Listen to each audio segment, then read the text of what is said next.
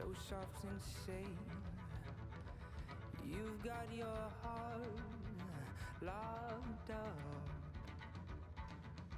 but now how I've come, like the sound of a gun. It isn't enough, it isn't enough.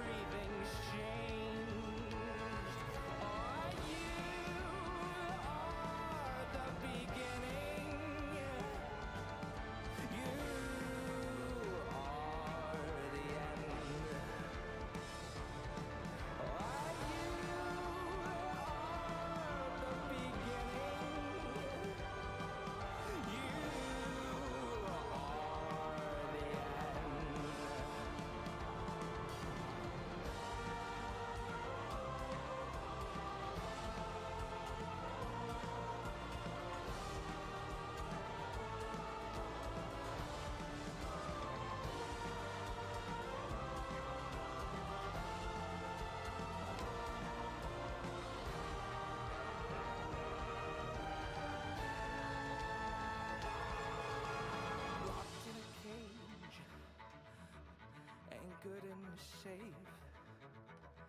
You've got my heart locked up. Oh, now it comes like the sound of a gun. It isn't enough, it isn't enough.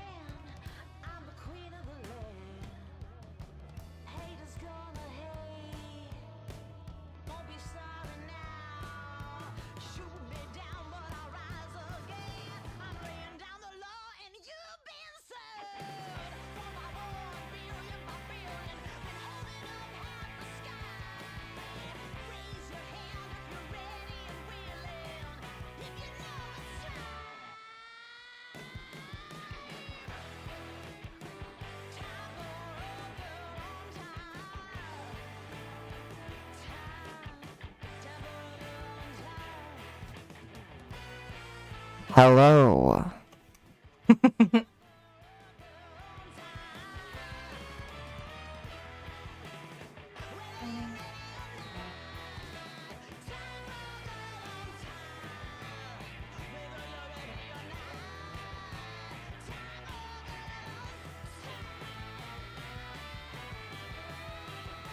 1.5K followers? Oh, heck yeah.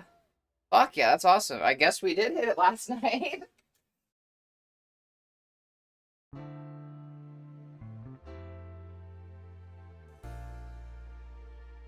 Putting on earrings. Give me 1 second.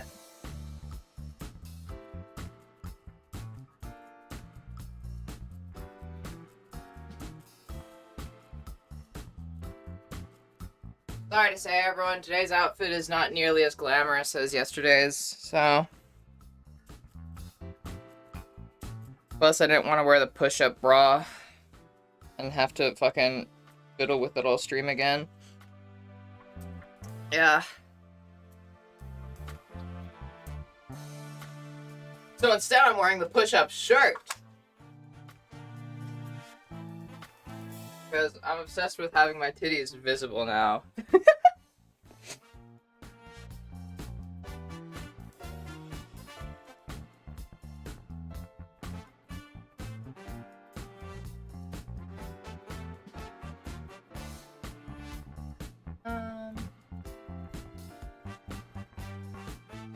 I don't wear my striped socks.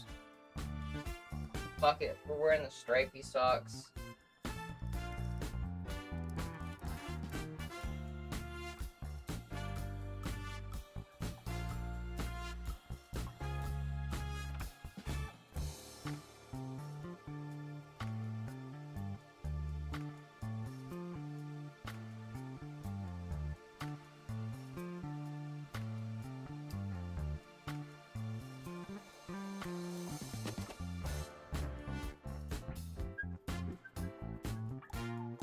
Actually, Val, I switched between the stripy socks and the black socks. So, you're wrong. L. Get L'd. Get ratioed. Loser. Sorry. I'm just being obnoxious to be obnoxious. It's an obnoxious kind of day.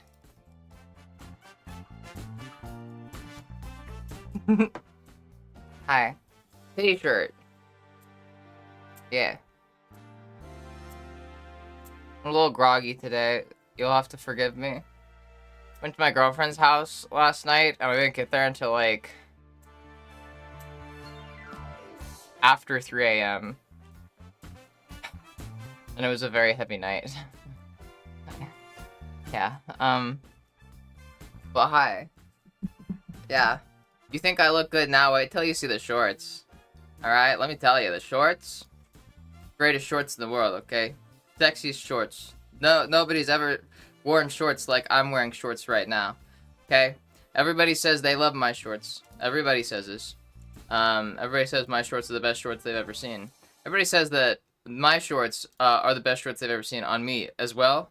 So, best shorts they've ever seen, yes, but also best shorts they've ever seen on me. They are black shorts with white stripes. Place your bets. Are they black shorts with white stripes? Place your bets now. Because that's not a bad guess. That's not a bad guess. Not a bad guess, but you're wrong. You're wrong, Val. They're white shorts with black stripes. Ah! Once again, ratioed.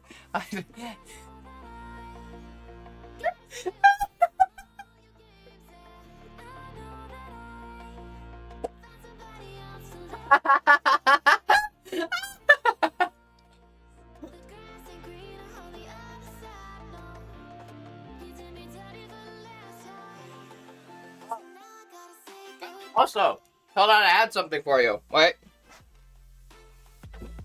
This is in my dresser, hold on. Here you go. For you.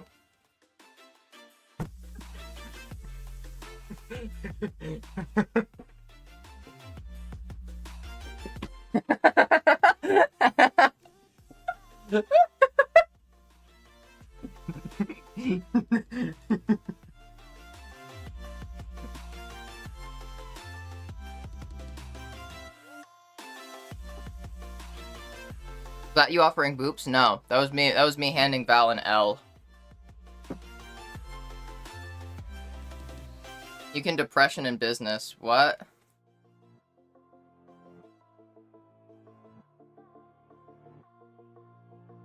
Control an AI camera just now? What? What? That sounds cool. I'd love to be able to do that. That'd be pretty cool. The titty shirt.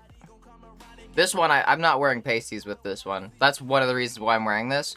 I'm gonna go get a fitted push-up bra this week.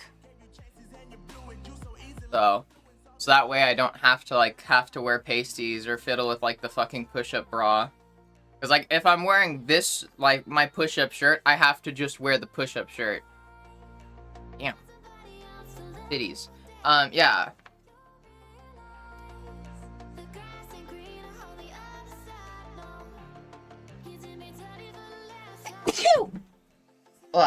Yeah, hi. Yeah. Safe to say, the Adderall is working. I just feel like I've had caffeine. I still feel groggy as fuck, though. So I just actually took caffeine. So that it would help. Hopefully. Hopefully. I'm on a very low dose of Adderall, but I'm pretty sensitive to drugs normally, so it seems to be working pretty good. And I have dark chocolate dark chocolate espresso beans here, so that I always have a quick pick-me-up on stream if need be. Kind of like how I used to keep peanut butter cups up there, except, you know, caffeine.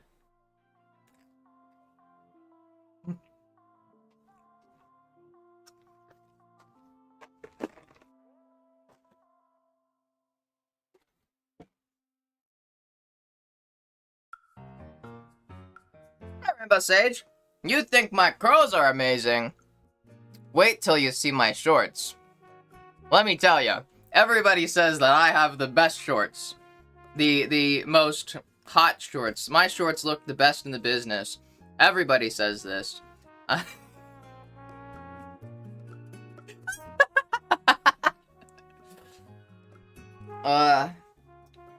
but hi. Welcome in. Yeah, I do, the Adderall is fucking awesome. Yeah. I don't know what else there is to say about that. Hold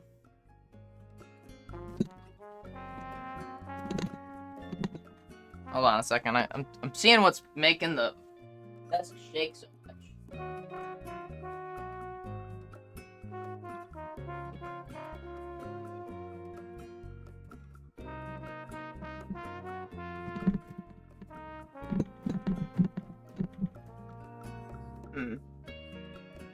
Okay, so the problem isn't even the desk necessarily right now.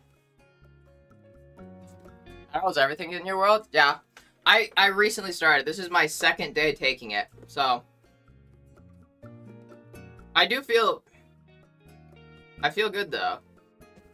I was told by the psych that it'd feel like really fucking good the first few days that I took it. And then it'd just feel normal.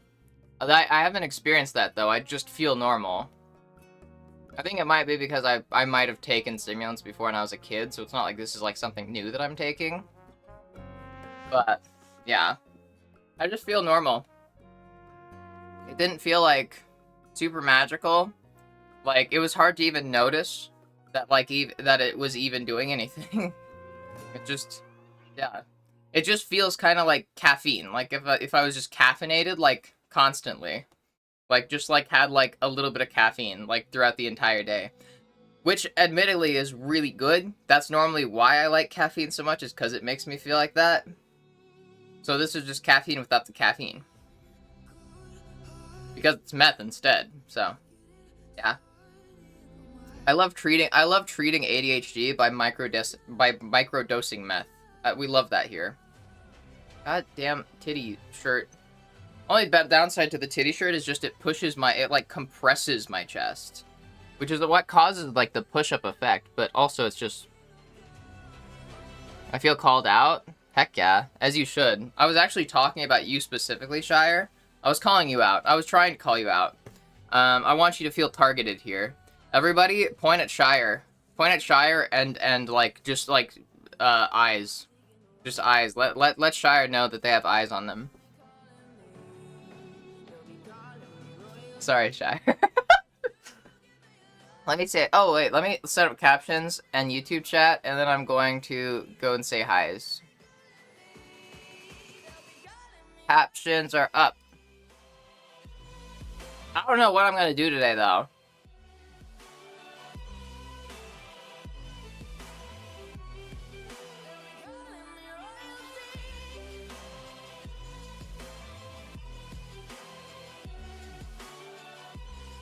I honestly think I might just play Peak.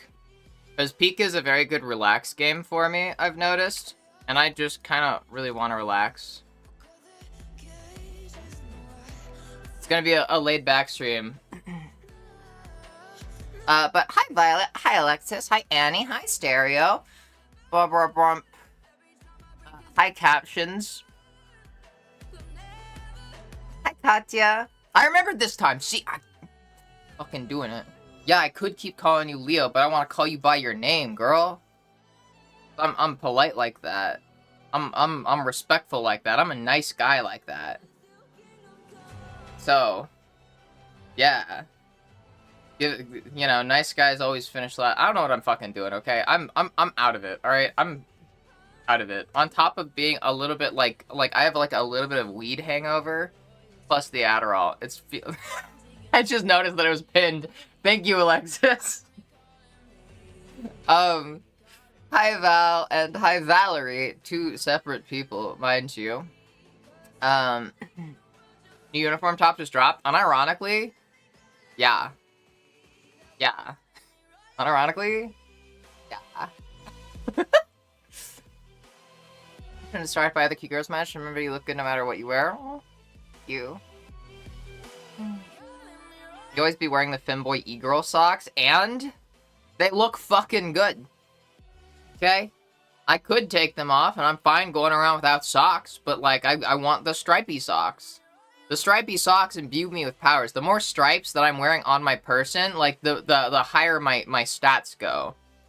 Like, if this were, like, an RPG, the more stripes that I have on me, like, it gives me bonuses to my stats.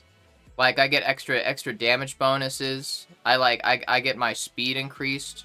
You know, I get stronger. It's awesome. I get an extra turn in combat if I have at least 50 stripes on me. Fun fact. So it's pretty cool. So I have to always wear at least some stripes.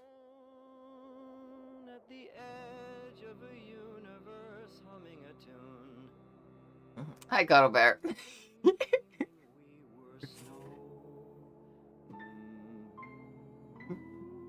Hi Rainbow Stage again. Yourself a good VS bra, a girly pop? I'm gonna go to Victoria's Secret this week and get one. You snorted Adderall? I didn't snort it, but I did take it, yes. Hi Alice. And hi Shire. Damn, you look cute. That sure looks great on you. Thank you. Work at Dollatwee. I started eating the shock cover espresso beans every shift. They're fucking good, right? They're amazing. Hi, Raven. I don't know many people that don't like Oreos. Yeah, exactly. Hi, Aura Borealis. Lollipop's guess who just got progesterone? Congratulations. Round of applause for Borealis. Also, we literally have an applause emote now, so there better be fucking applauses from everybody that's like at least a sub. If you don't have the emote, I mean, see if you have any other emotes that you can use, or just like type like the fucking like asterisk, clap, asterisk, and then just do that repeatedly. Do it at least 15 times though, so that way it makes up for the fact that it's not a looping clap. That way we know we at least get 15 claps from you. Thank you, Ashley. Oh, you're sweet. Alpine train. Hi, en passant. In that case, I'm gonna target the fact that the sleeves in that shirt are also real cute. Thank you. I'm used to some eyes on me. Do your worst. Ooh, okay. Alright. So I see we've got a fellow exhibitionist here. Mm-hmm. Peak is super chill. I fucking love Peak, yeah. I miss New Meds Convo. I literally just started, like, Adderall. That's literally it. I have my little magic pills now.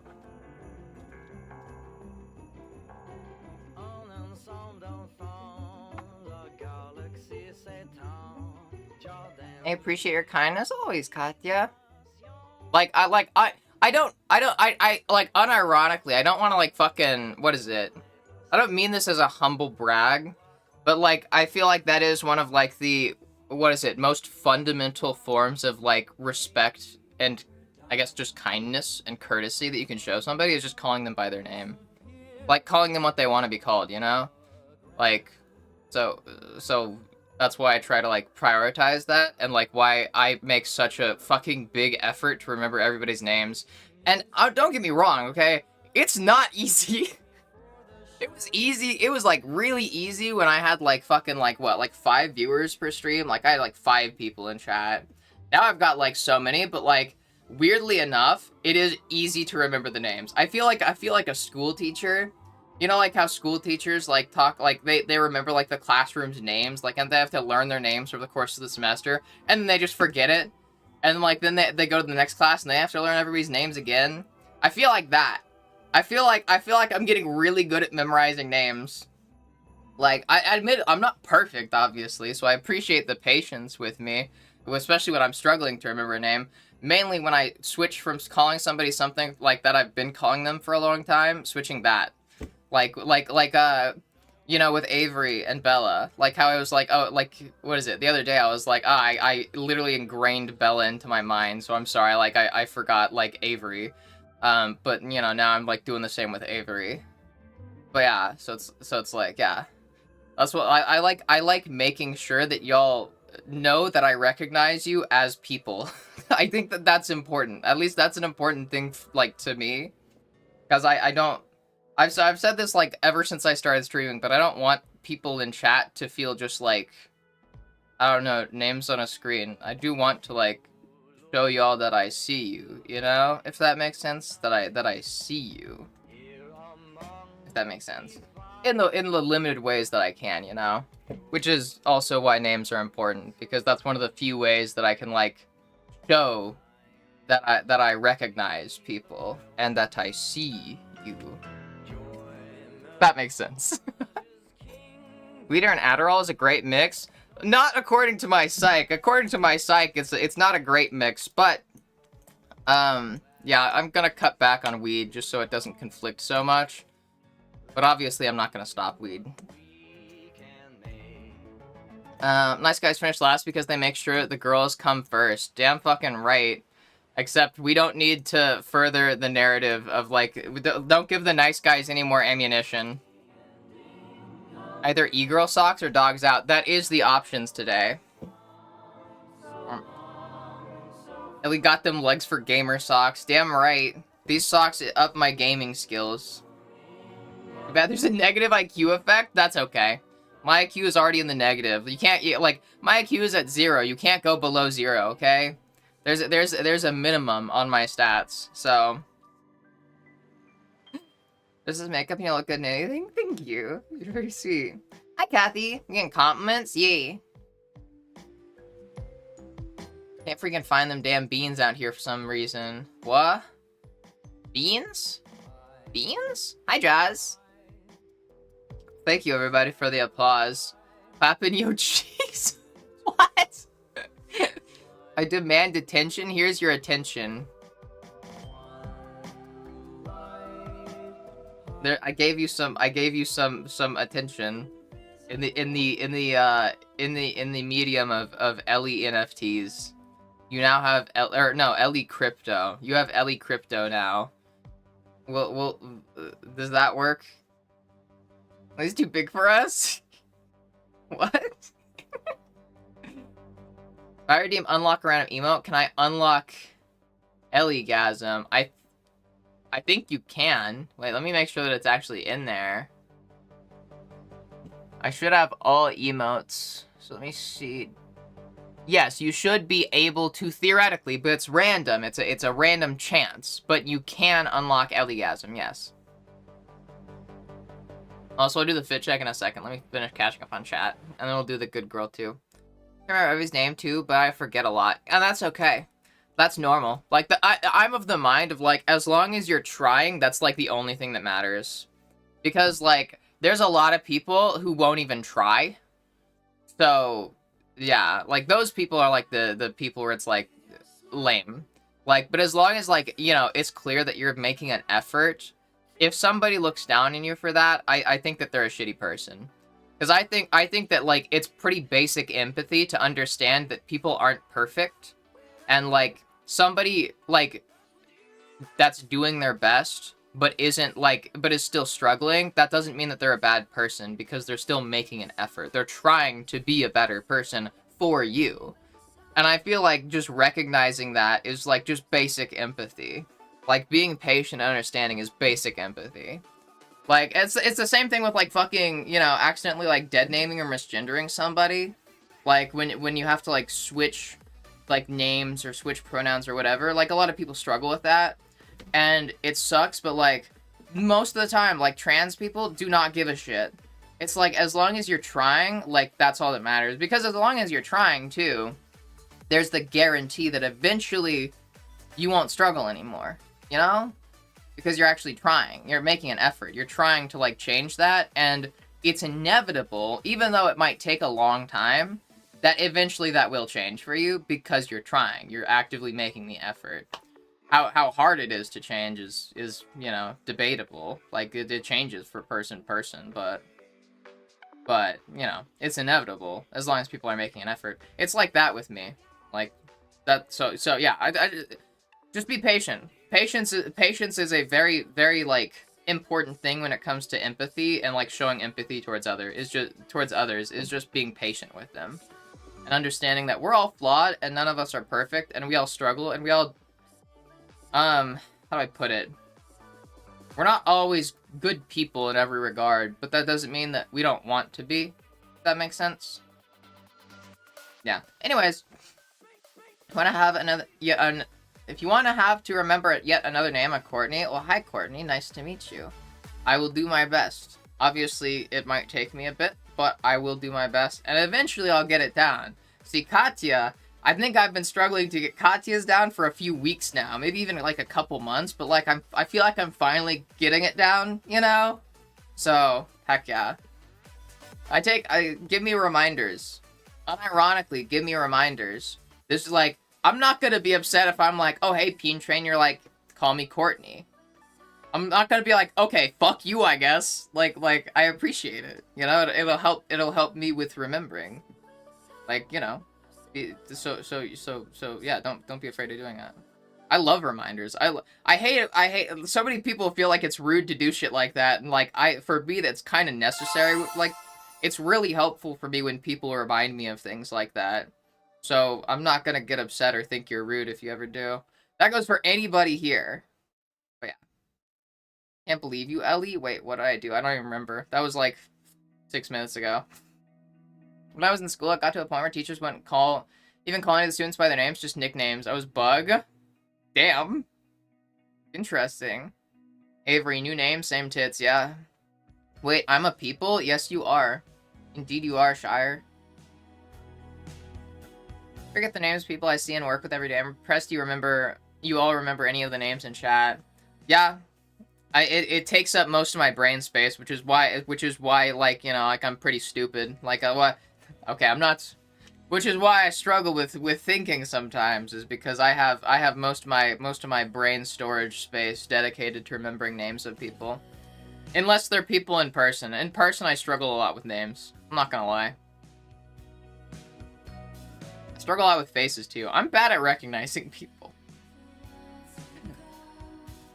Ellie forgets about me every time I stop talking? Literally how? Literally how? I'm just over here rambling. What? Hasn't heard of negative numbers? Those aren't real. Negative numbers aren't real. What does this button do? You get a. I call you a good boy, a good girl, or a good NB. Hi, Roxy. Get on my knees for you in marriage. You're sweet. Learns about imaginary numbers. I can imagine numbers just fine, okay, Raven? You don't have to fucking demean me by acting like I can't imagine numbers, okay? Imaginary numbers are pretty easy. Like, I'm thinking of 5 right now. Boom.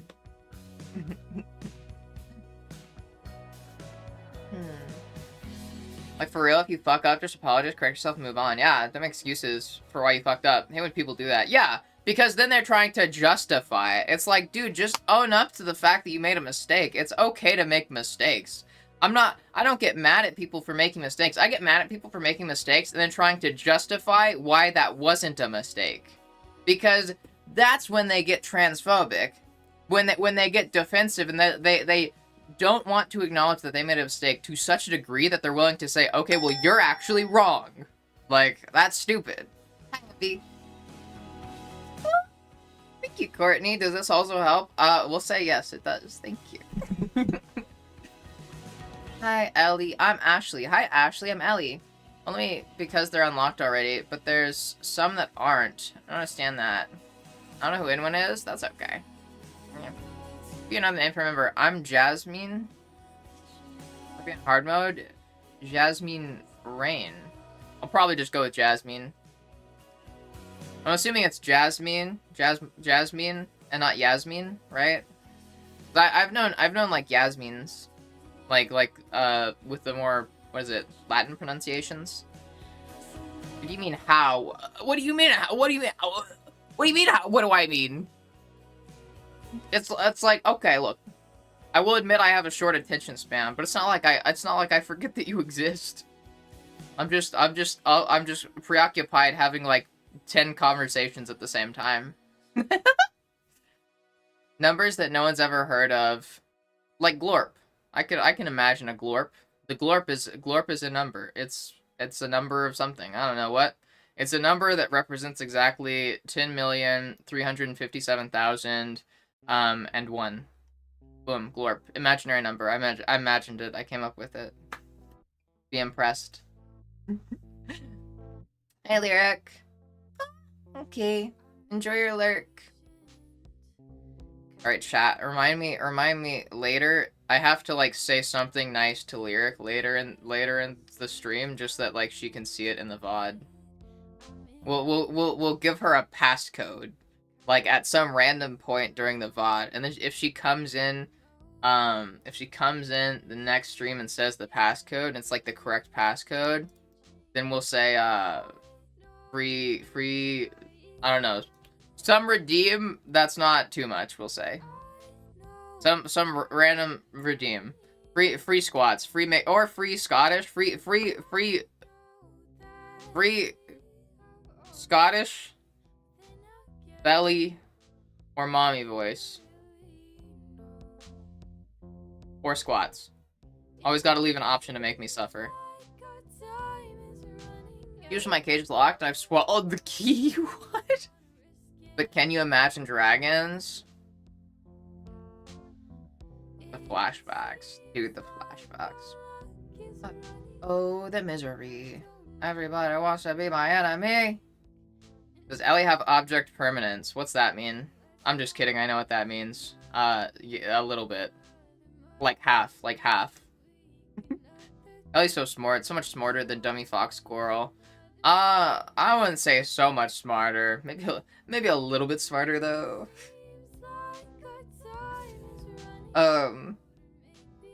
Okay. Good fox earlier. Can I have a sweet one, please, Miss Ellie? Yes. And then Borealis, what do you want for your good girl? Good girl? Good boy? Good NB? What do you want? Tell me what you want, please. Oh, also Soul Gaze. Good girl? Okay. And then you can get a sweet good girl or a spicy good girl. Spicy pretty much just means that I'm gonna say it in a mommy voice. Just a heads up. Okay.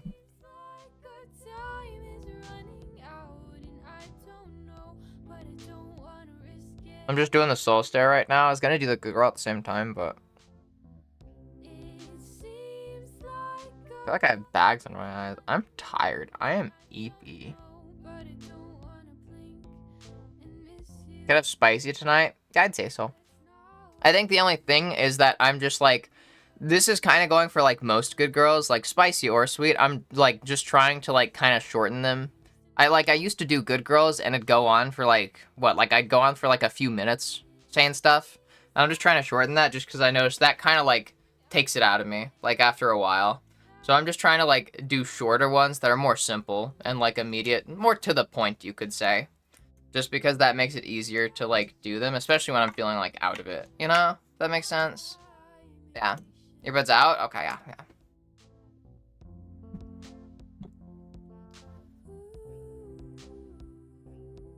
I won't even make you beg. You wanna beg? Beg. About to come out to my mom. Any tips? Scarlet Heart. That is a very good question. Sorry that it took me 15 minutes to respond. Give me a second to do this, good girl. And then I'll get back to you. Assuming that you're still in chat. Are you still in chat? I hope so. Beg. I said beg. You're sitting patiently, but I want you to beg. Stop sitting patiently. Fucking bow down.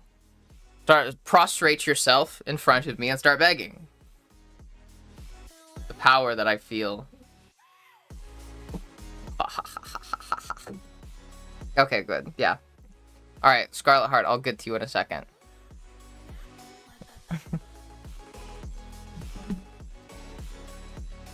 Can I do it?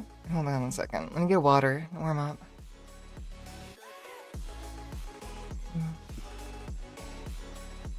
Alexis, you have been such a good little fox.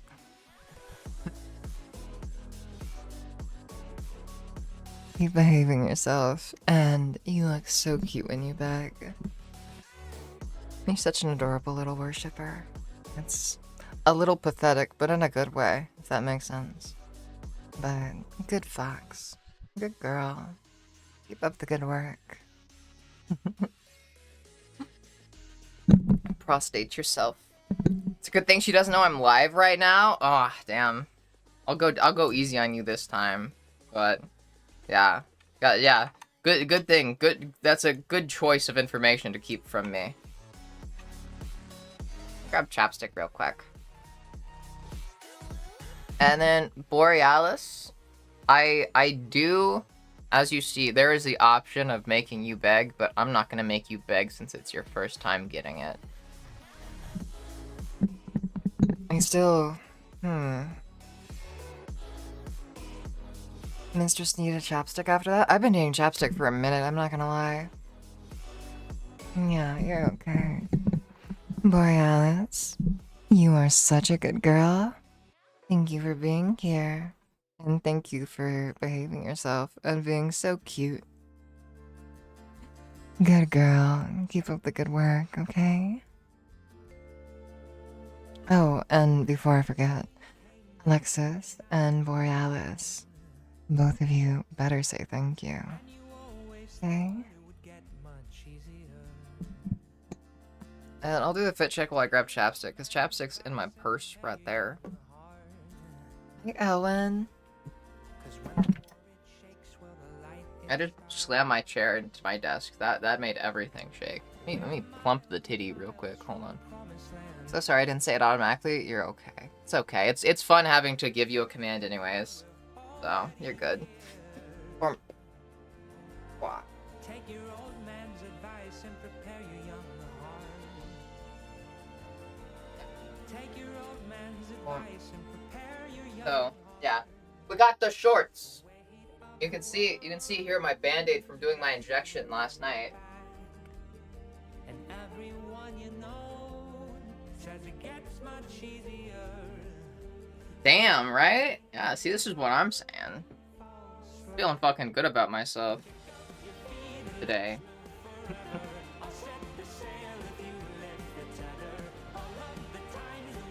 In your belly? That's fucking wild.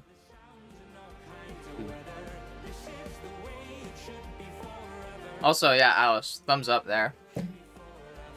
Nice shorts and then you had white ones? I do. This is my one pair. I actually got them while thrifting with my girlfriend. My girlfriend wanted them.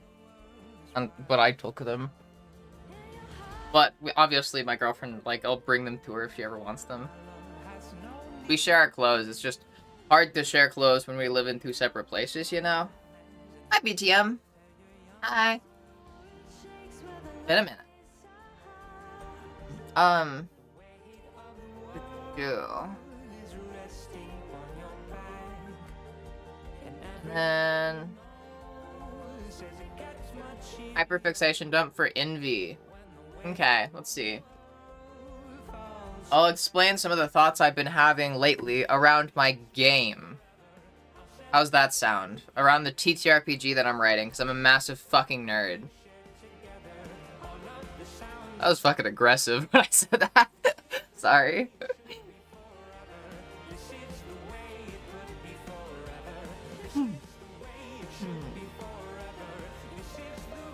Also, give me a second. Let me look something up.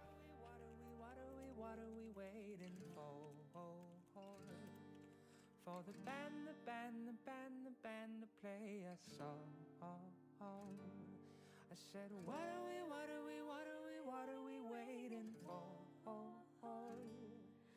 the band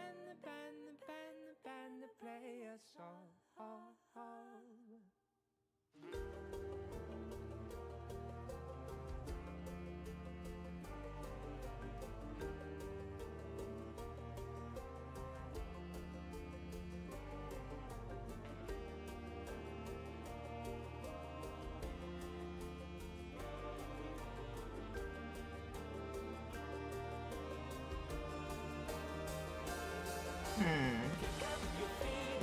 Right in TTRPG, nerd, now tell us about it. Heck yeah. Soul Gaze combo, did you miss the Soul Gaze that I did earlier? You're gonna say it while Soul Gazing? Okay, I'll do it. We'll do another Soul Gaze. Give me a second. Oh, fuck, wait. Before I do that, I'm gonna put that off. Scarlet. Okay, let's see. Scarlet's in YouTube chat, and they ask, about to come out to my mom, any tips? So, people in chat, feel free to also jump in with any advice, and I'll relay it, obviously, as we go through the conversation. I hate how shaky my desk is. God damn it.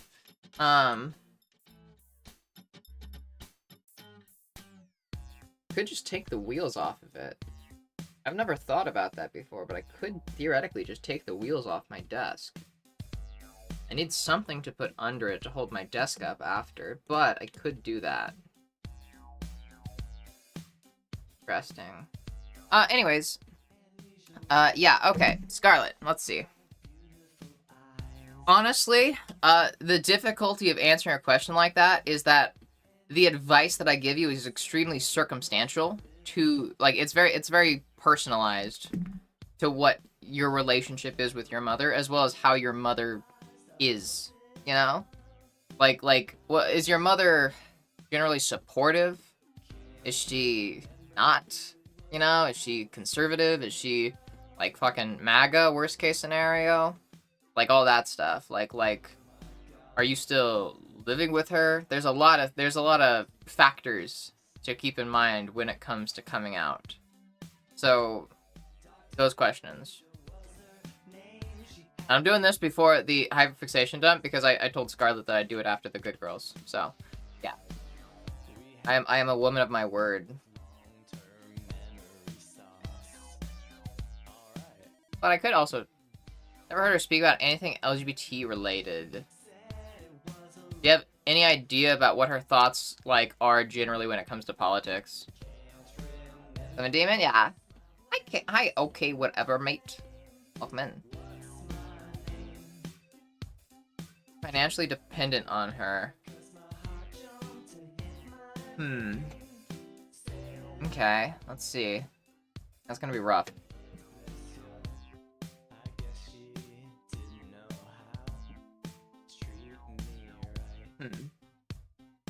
Yeah, probably good to ask her about it, like, before you come out to her, just to gauge where she's at. Because I'm the kind of person where, like, I kind of prioritize practicality. And And, like, especially when it comes to survivability, you know? And sometimes people are in situations where I would honestly say, do not come out and wait until you can be, like, independent away from her before you come out. Like, so I can't give you too much advice right now outside of, like, I would say, is your mom religious? That's a good question. Is your mom religious in any way? And Valerie in Twitch says, probably good to ask her about it in some way, like, indirectly steer the conversation towards it. That is also what I would say. Maybe mention, like, oh, that you have a trans friend. You can even bring up my stream. Be like, oh, I watched this trans streamer. Like, I found this stream of, like, a trans lady on YouTube. And just be like, isn't that wild? Ha ha ha ha ha ha. And then just see if she says anything. Or gauge her reaction. Shit like that, you know? Just, like, introduce the concept of being trans. Like, and then gauge... Why the fuck would you bring that up? I don't fucking know. I don't fucking know, dude. I bring up a bunch of random shit when I'm talking to my parents. Quite religious, but not to the detriment of other people.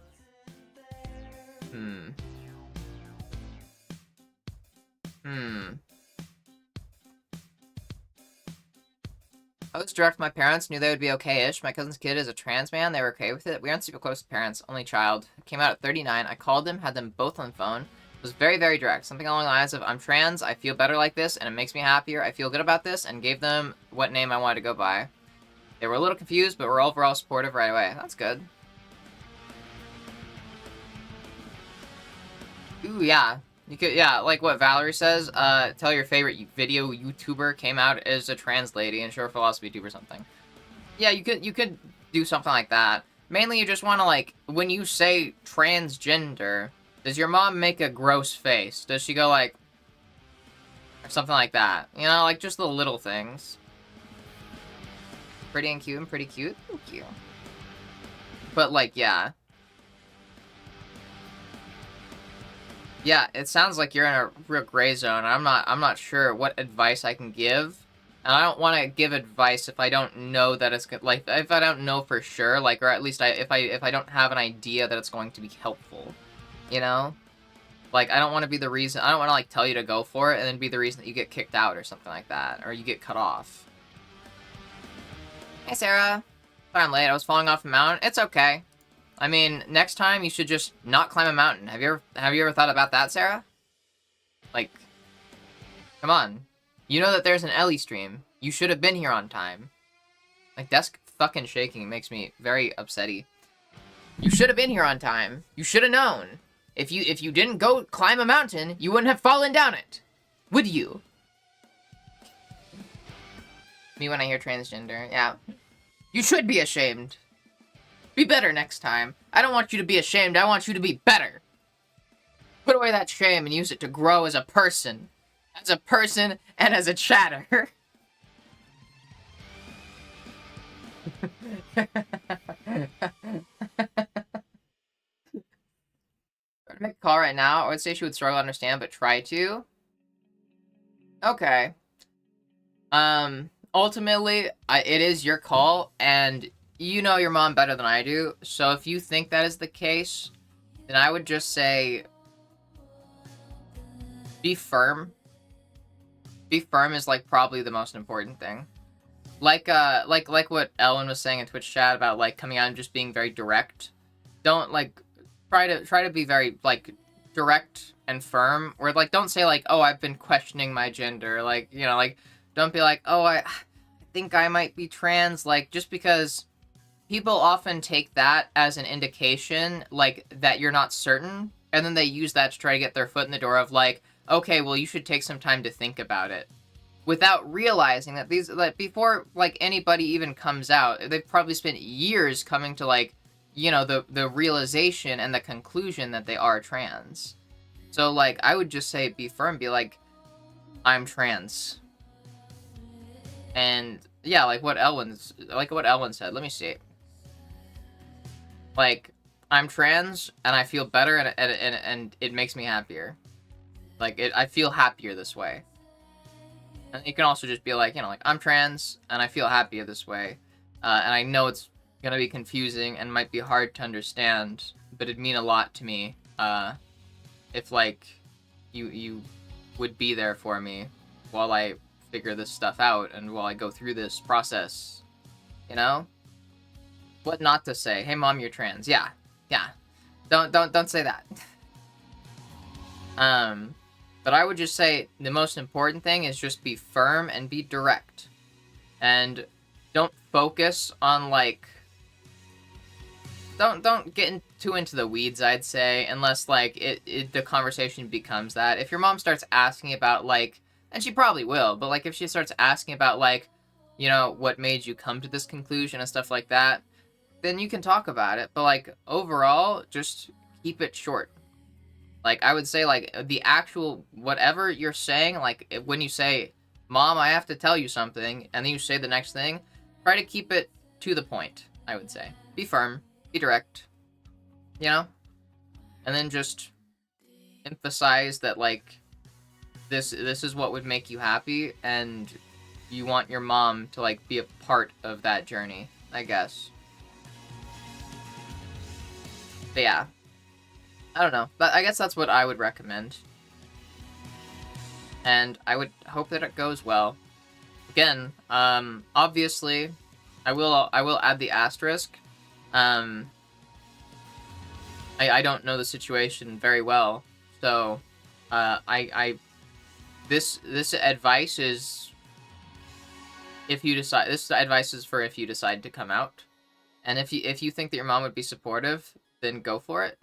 But if you have, like, doubt, or you're worried, like, or you're scared or anything, it is perfectly fine. You hold off on it till later. And the thing is that you can start your transition without... You don't need to come out to start your transition. I think this is a very important thing that a lot of people miss. You don't need to come out to start your transition. Like, I fucking, like, started transitioning and taking HRT, like, before I came out to anyone. I came out to, like, what is it, my boyfriend at the time. I came out to, like, my best friend. But I didn't socially transition. I still presented as male. I went to classes like a dude. And I pretended like everything was fine. And I just did all my transitioning stuff, like laser hair removal and HRT, all behind the scenes in private. And I didn't come out to my mom until I was, like, a few months into it. I think, like, 4 months into it is when 4 months into HRT is when I came out to my mom. And 8 months into HRT was when I came out to my dad. And, like, at the same time I came out to my dad, 8 months in, was when I started to socially transition and dress more femme and try to present more femme. Like, similarly, I did all my voice training in private too, Like, I wanted to be able to, like, control and, like, I wanted to be able to transition and go through, like, that process without having, like, any pressure from anybody in my life and stuff like that. A couple weeks later, I came out to my cousins first, then one of the trans kids, then the one with the trans kids and his siblings, then a handful of friends on Facebook. 2 weeks later, parents, therapist first. Yeah, I came out to therapist first, yeah, too. Well, no, I didn't. I came out to my boyfriend first. Because I went to therapy for it because I broke down to my boyfriend. But yeah. My dad never noticed my tits, and that's incredibly surprising. Also been transitioning for a little bit. I want to tell her because she already knows I have something I want to tell her that's very important for me, that's therapy related. Okay. Alright, yeah. I'd say go for it then. I don't want to make you doubt yourself. That's the most important thing. I want you to be confident. I think, I keep saying be firm, be direct, and stuff like that. All that stuff comes from confidence. Like, I want you to go into this knowing that you're confident in your decision. You're confident with what you're doing. You've spent time working through all this. Like, and apparently you're already in the process of transitioning. Like, you figured this out. You've done the legwork. You don't need to convince anybody. You don't need your mom's approval to be trans. You don't need to convince anybody that you're trans. You're trans. That's it. And whether like somebody else like has trouble understanding that or they disagree or whatever, that is never going to change the fact that you're trans. Only you can like make that decision and be confident in yourself. Like, it sounds like you're in the process, and it sounds like you're pretty confident in yourself already, so just make sure that you project that confidence. You know? Don't make it seem like you're doubting yourself. Don't make it seem like this is like some brand new, fresh thing. You know? Emphasize like, yeah, I've spent a long time figuring this out, and it makes me happy. This is what I'm doing. Like, don't say this is like you know, this is what you want to do, obviously, but don't make it seem like you need approval. Like, make it clear that this is a decision that you've already made, and you know that you don't regret. That you're not looking for feedback on. You just want support. I think that's an important thing. I feel like a lot of people start trying to like give feedback or give their opinions when you come out to them. You don't need their opinions. You just need their support. If you like, you can talk about things more in depth. Like, you can offer that. I think that's really helpful when like, especially with like parents or people that like are confused or have trouble understanding. Being like, if you have any questions, feel free to ask them. Like, and we can talk about it. But like, just know that like, you know, I've made this decision already, and I don't think I'm going to change my mind. I'm not going to. This is what I want to do, and I'm committing to it. But that doesn't mean that, like, you know, I want you to stay confused. I want to help you understand because it took me a long time to understand. You know, that kind of mindset. Like, you know, I think one thing that, like, I emphasized when I was coming out to people is, like, it's fucking confusing, and it is weird. This is something like that, you know, you don't talk about a lot. You don't, like, see a lot. It's pretty rare, even. So, like, when I came out, I was like, yeah, it's confusing. It's weird. And I know that because I spent years trying to figure it out. It was confusing for me. Like, you know, like I think at one point I told somebody, like, you think this is confusing for you? Imagine how confusing this has been for me for the past few years. I had to go through this shit alone. I had to figure this out alone. I had to, like, figure this out all on my own. And I get it that it's hard. Like, but I was able to do it, and that's how I know that you can do it too, kind of thing. You know? Like, you know, that way it doesn't feel like, they don't feel so alone that way. You know? It's like, you know, it's okay to be confused. It's okay to have trouble understanding, as long as they, like, try. As long as they try. And even if they struggle, they still try. As long as they, like, put their love and care for you first. As long as they put your happiness first, like, above their confusion or whatever, like, struggle they might have understanding it. Like, the most important thing that they need to know and, like, keep in mind is that this is what makes you happy. And if they want you to be happy, this is important for you. This is important to you, and this is how you become happy. This is how they make you happy. But yeah. I just need her not to disown me. I really doubt she'll do. Yeah, but also, I think that you might think that you just need her to not disown you. I think a lot of people think that, but there's a lot of things that you don't realize until after you've come out, and after you, like, realize that your parent is supportive. Like, stuff that you just don't realize. Like the first time my mom called me her daughter. Stuff like that. You know, I never realized that was something that, like, I needed. Not that I needed it, you know, but just, it was a very meaningful thing. And it was very important. Like, support is important. Like, you want people to recognize you, especially people that have been in your life for a long period of time. Which is why I say, like, don't be afraid to say that you want support. That you want your mom in your life. That you want her in your life, and you want her to be supportive because you want her to be there with you while you go through this. You might, like, you don't need it necessarily, but it really, really helps. And, you know, if you can somehow convey that to your mom, that would, like, be such an important, crucial thing in just, like, helping you feel happy and stable. If she really cares about you and loves you, I think that that's something that she should take into consideration. Because then if she wants you to be happy, like, you're telling her how to make you happy. If that makes sense, you know? Like, don't just go for what you need. Like, go for what will make you happy. Tell your mom what will make you happy, what she can do to make you happy. To show, like, that she loves you and that she cares about you. And best case scenario, she goes along with it all because she does love and care about you and she wants you to be happy.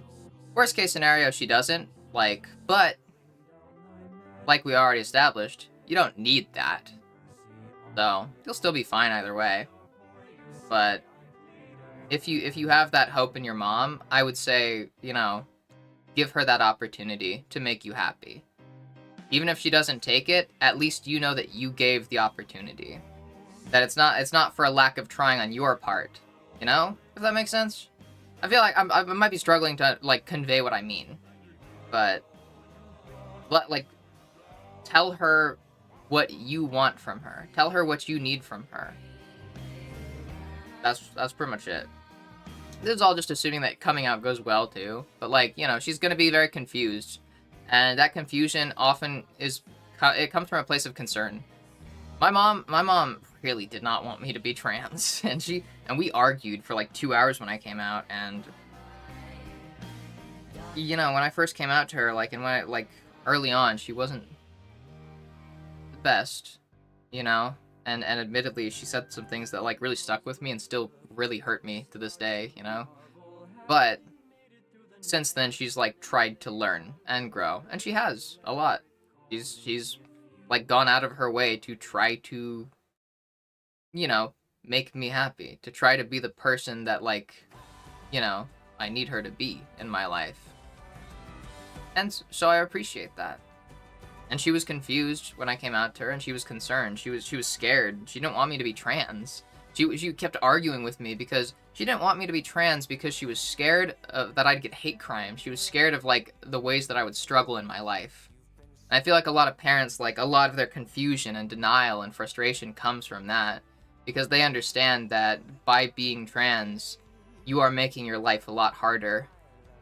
And it's necessary, you know, because it's a lot of people don't understand that it's harder to try to, like, pretend that you aren't trans than to just be trans and suffer, like, the consequences of that. It would be harder for me to live with, like, having to be a man the rest of my life than to live with, like, the bigotry and oppression and shit like that. That would have been harder for me. But your mom very likely is going to be confused and scared for you, and that fear, like, fear of your well-being and fear of, like, what you'll go through is probably going to manifest in some kind of denial or some kind of, like, desire to, like, want you to change your mind. Not because they necessarily hate trans people, but because they don't want you to be trans, because they don't want to see you suffer. And they know that suffering is going to come from it. But, so, like, I don't know. I'm rambling at this point. Sorry. I don't even remember exactly. I don't even know exactly what I'm saying at this point. But yeah, yeah. Tell your mom, you know, just tell her how to make you happy and how to help you. Help her with that confusion by giving her something to strive for, I guess. Something that she can understand. And, you know, that thing being, you know, that she wants you to be happy. But, I don't know.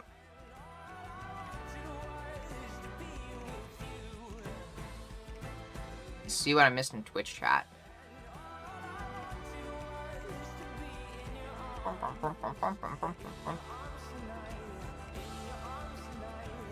I still need to do the hyperfixation. Yeah. Good luck, Scarlet. I really hope it goes well. Before you go, round of applause, everyone in Twitch chat. For Scarlet just for going through with this. Scarlet, don't get me wrong, okay? This is a big step, and it takes a lot of bravery because shit's terrifying. So just, like, you know, see the applause pop up down here, and let that, you know, hopefully be a bit motivational for you. All the people applauding you. And if you want to come back and talk about it, feel free to. Okay.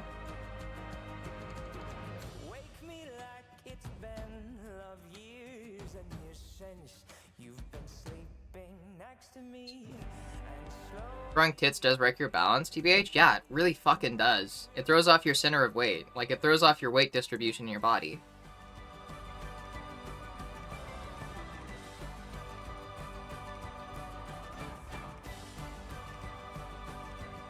I just walked in on this, but I would avoid saying anything about your favorite streamer or YouTuber. Might make it sound like you are under the influence. Oh, that's true. Yeah, I can see that. I mean, I'm not... Yeah, it's more so just a way of, like, prompting, like, a reaction to, like, the concept of transgender, I guess. But, yeah, I can see that. Hi, Nuke. Hi, Shogi. Hi, Axel. Hi, Haji. Made me happy by simply existing. Aw, you're very sweet. Hi, Squirrel. Got my B-Day card, parents sent last year versus me. That's a daughter. I normally just toss cards. They never meant anything to me. Yeah. People don't realize just how nice that is. How impactful that can be. Like it's like acceptance that like a lot of the time people don't get. Been weeks debating whether or not to tell my mother for fear of bad reaction. When I eventually did it, she was just like, "Well, it's up to you." Heck yeah. I've been happy to have such a good relationship with her. Mine ghosted me the year before when I went to visit, so I never got to have that combo with her, but she followed my new accounts, just refused to speak to me. Damn, fuck your mom. Never had to come out to my parents. They were no longer around. Not sure how that would have went. Coming out to what is it? Best friend was one of the hardest things that I had to do. Went well, but I do feel like our relationship has changed. I'm not quite sure to do about that. Yeah. I would say just, the relationship is gonna change, Sarah, and that's okay. Try to see try to figure out what the new relationship is. The relationship dynamic is gonna change, and you can't change it back. Don't try to, like, go back to what it was before, because it's not really possible. Just try to, like, make what you can out of the new relationship. It's kind of like starting, like, a new relationship in a sense. You know, you're going through it again. You're getting to know each other again. You're you know, learning what your dynamic is. You have to, like, relearn what your dynamic is.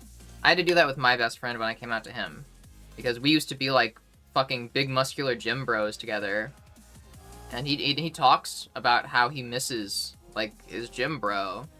He misses, like, you know, the person that I used to be, because, like, I was the only friend that he ever had where, like just straight up, like, masculine gym bro friend, because I was like, you know, trying to be, like, hyper mask back then. And he misses that, because I was the only person that, like, he ever had that relationship with. But, you know, we're still best friends. Our relationship has changed, but, like, he you know, we still have a very strong relationship. We've just had to, like, figure out our dynamic again. But once we did, then the relationship got even stronger.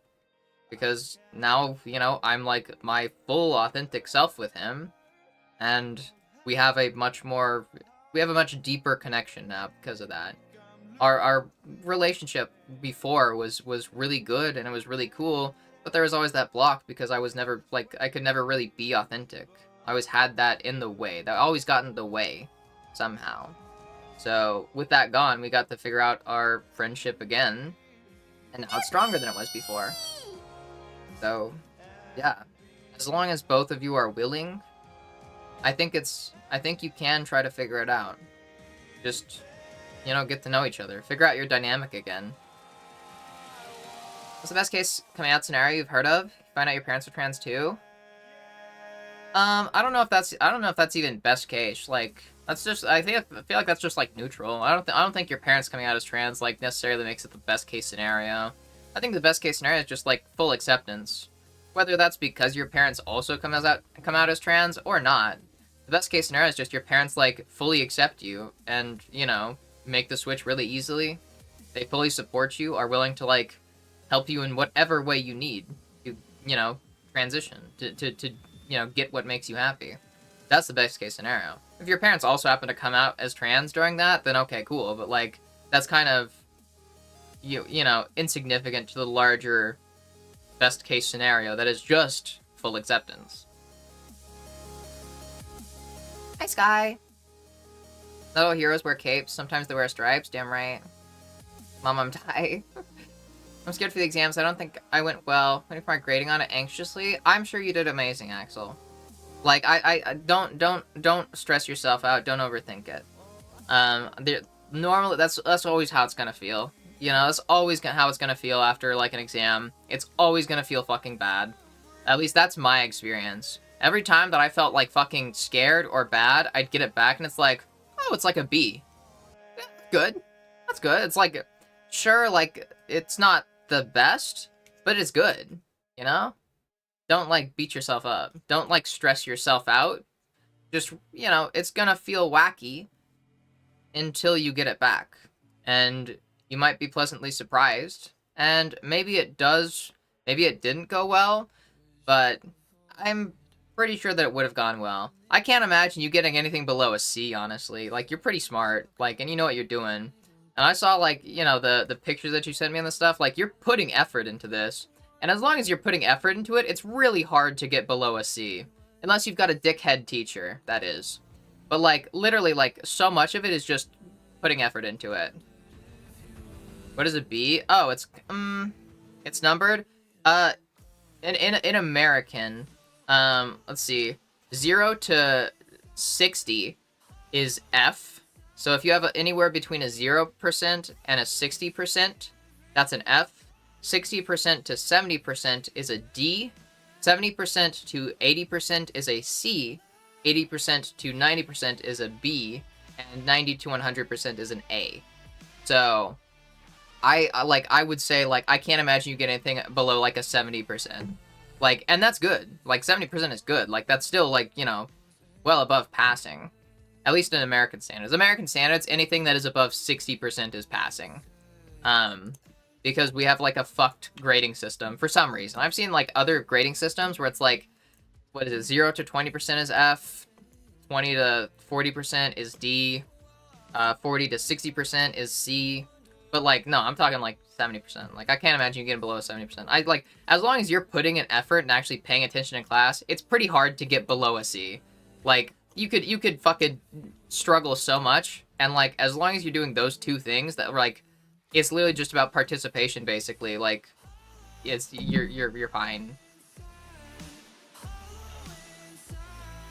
6-7 is the median.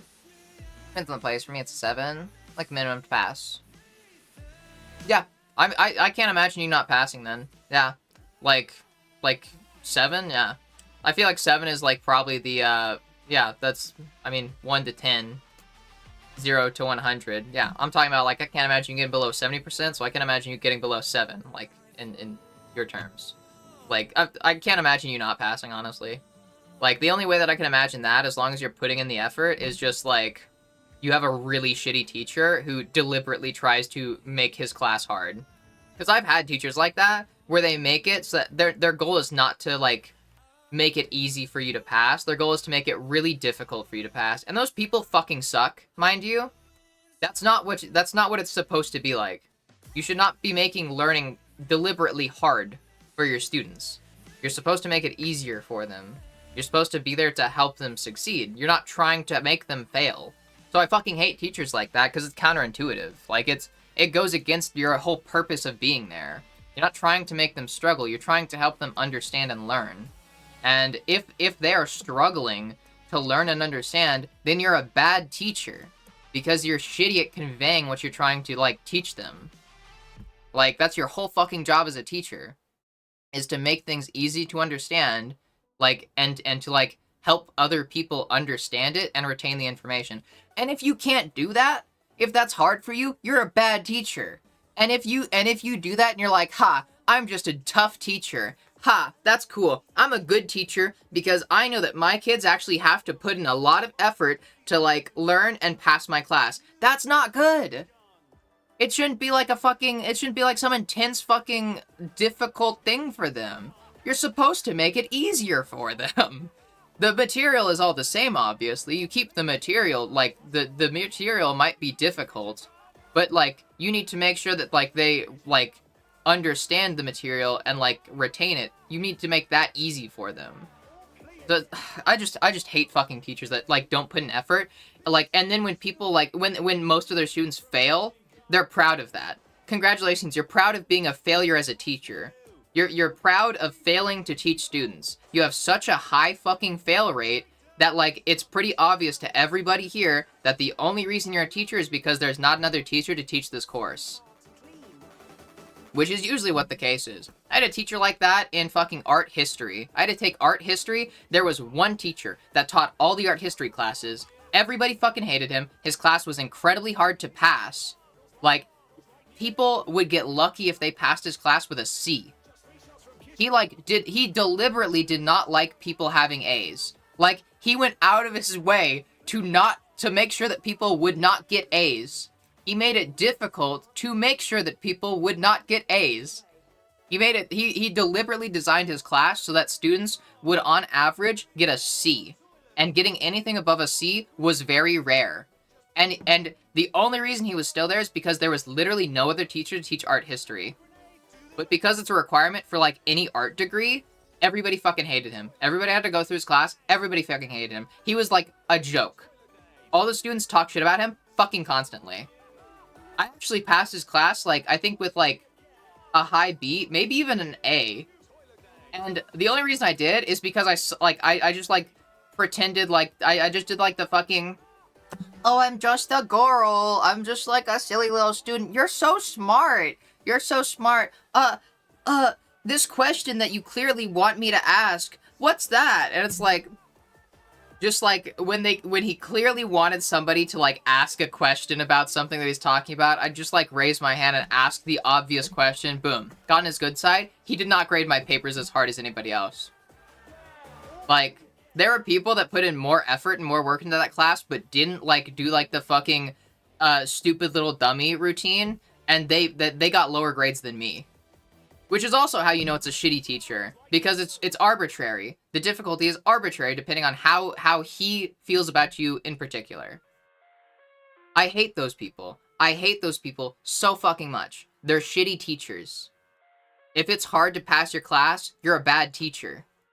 You're supposed to make it easy. Even when it's like a fucking difficult subject, it's your job to take difficult information and make it understandable. It's your job to take complex concepts, break it down into basic, simple ideas, and then teach those so that they can understand the overarching complex topic. Like, that's your whole fucking job. God. I hate those people so fucking much. It's a pet peeve, honestly. But yeah, Axel, I'm sure you did fine, honestly. Like, as long as, like I said, as long as you are, like, actually putting an effort and just, like, paying, like, any attention in class, like, you're good. You're good. Like I said, the only reason I could think of that you would not pass outside of you're not trying or you're not paying attention, that would, like, it would just be if your teacher sucked. And that's not your fault, and you should not feel bad about that. Like I was talking about with that art history class, people felt shitty for when they would not do well in his class, and I had to, like, tell people it's not their fault. Like, it was a regular occurrence that students would have to, like, comfort each other and, like, be like, it's not your fault. Like, we know that you tried. Like, I saw, like, you studying and putting in effort. The teacher just sucks, and he doesn't like you. And that sucks, and you just have to deal with that. Because there's not another teacher, and if you fail the class, you just have to take the class again next semester with the same teacher. So you just have to keep taking the class until you pass. And for some people, whether you pass or not is purely based on, like, how he feels about you, whether he likes you or not. And that sucks. There were some people that had to take his class, like, 3 times. Like, oh God, I fucking hate, I hate teachers like that. I don't think my relationship to my bestie has changed with her. Heck yeah. I know he's your bestie, but wow, that's so romantic. Gym bro? Wow. Yeah, you want to see a picture of me? You want to see a picture of Gym bro Ellie? I'll throw up my should I throw up the ab picture or, like, the me, like, fucking posing looking like an animal? Or looking like a psychopath, I mean. God, the ab picture, for real. So fucking good.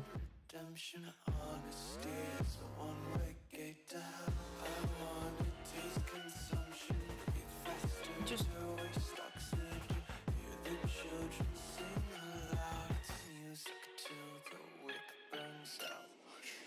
We'll throw up this picture.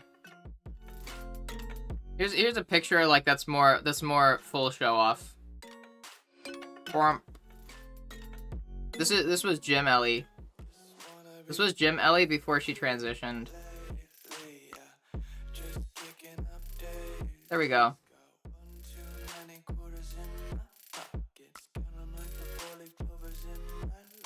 And we also have the fucking, what is it? Wait, I can't fucking scroll on this. Anyways. Yeah. Yeah.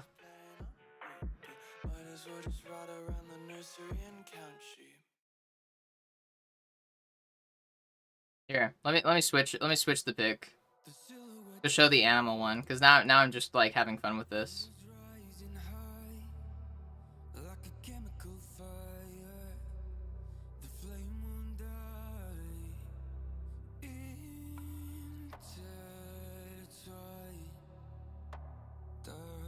There we go.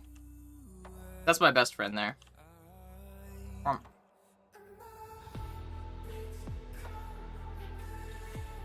There we go, Jim Ellie. Before I transitioned, you can see I've got a fucking puby goatee there. So scared of my parents finding out I'm trans. I'm sorry. I wish I could help in some way. Every time I've ever done really bad in a test, I've never expected. Yeah. I'll probably just show up one day and boom, I'll already be a girl, as you should, Vi.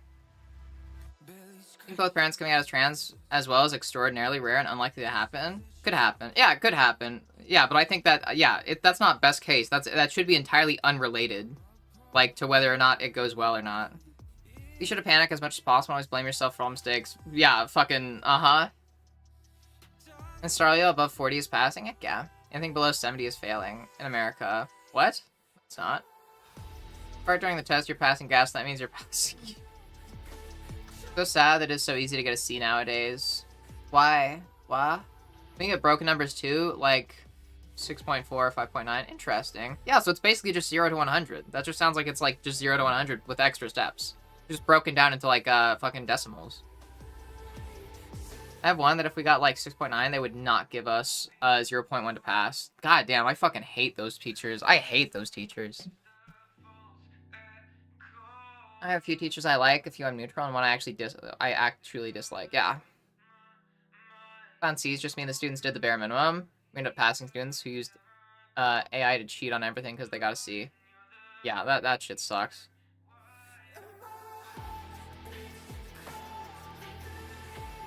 I'll let you show my university, or at least doctors. Heck yeah, that's awesome. Ellie was a teacher's pet? No, I wasn't. I like, that's not me trying to say I was a teacher's pet. I wasn't. I actively talk shit. I would not stay after class. I did not ever spend time with this teacher. Just in class, I did what, like, it seemed like he wanted us to do. Like, I did literally, like, just, like, fucking, what is it? Like, basic reading people. Like, just basic, like, fucking intuition, reading his ego and feeding into the ego, like, every now and then. Like, not even often. Like, I played it up, like, I exaggerated it for, you know, a bit of comedic effect just now. But, like, it was literally just, like, asking questions. Like, because that was, like, yeah, that was literally most of it. Because the teacher just liked to talk. He liked to listen to himself speak. So, when it was, like, pretty obvious that he wanted to talk more about something, I'd just ask a question and then just zone out. And he'd just listen to himself speak. And that's it. And in his mind, that made me, like, a fucking great student, because he would associate me asking questions with his ego getting a boost. When I would ask questions, he'd get an ego boost, because he gets to talk and fucking brag and show off how smart he is. And he liked that. I wouldn't even pay attention half the time to whatever his response to my question was. I'd just sit there and be like,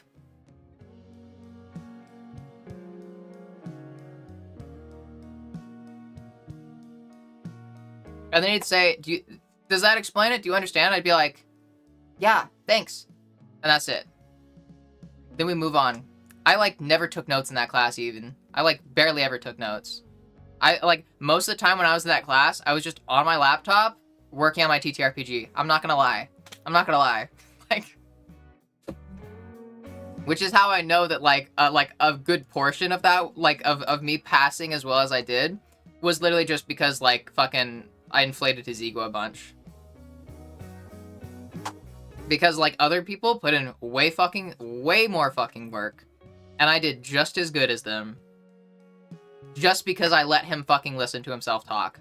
This is how I know that he's a fucking prick. Like, I didn't have to try hard at all to be a teacher's pet. Like, I would regularly shit-talk him to all the students. There was one time I was shit-talking him, and then he walked into the room that I was in, where I was shit-talking him, and I got so fucking scared that he heard me. Oh my god. Oh my god, wait, it gets even worse. He made us do a fucking... He made us do a quiz or a test or something, made it like a significant portion of our grade, and it was on material that he hadn't taught us yet. So most people failed.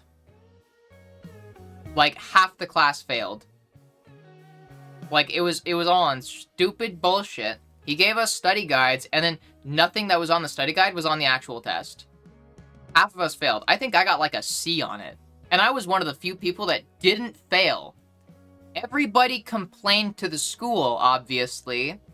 And so the school was basically like, hey, dickhead, that's not okay. You can't do that. You have to allow these students to, like, retake the test or give them some way to, like, circumvent this because you just made a bunch of students fail for no reason. For no fucking reason.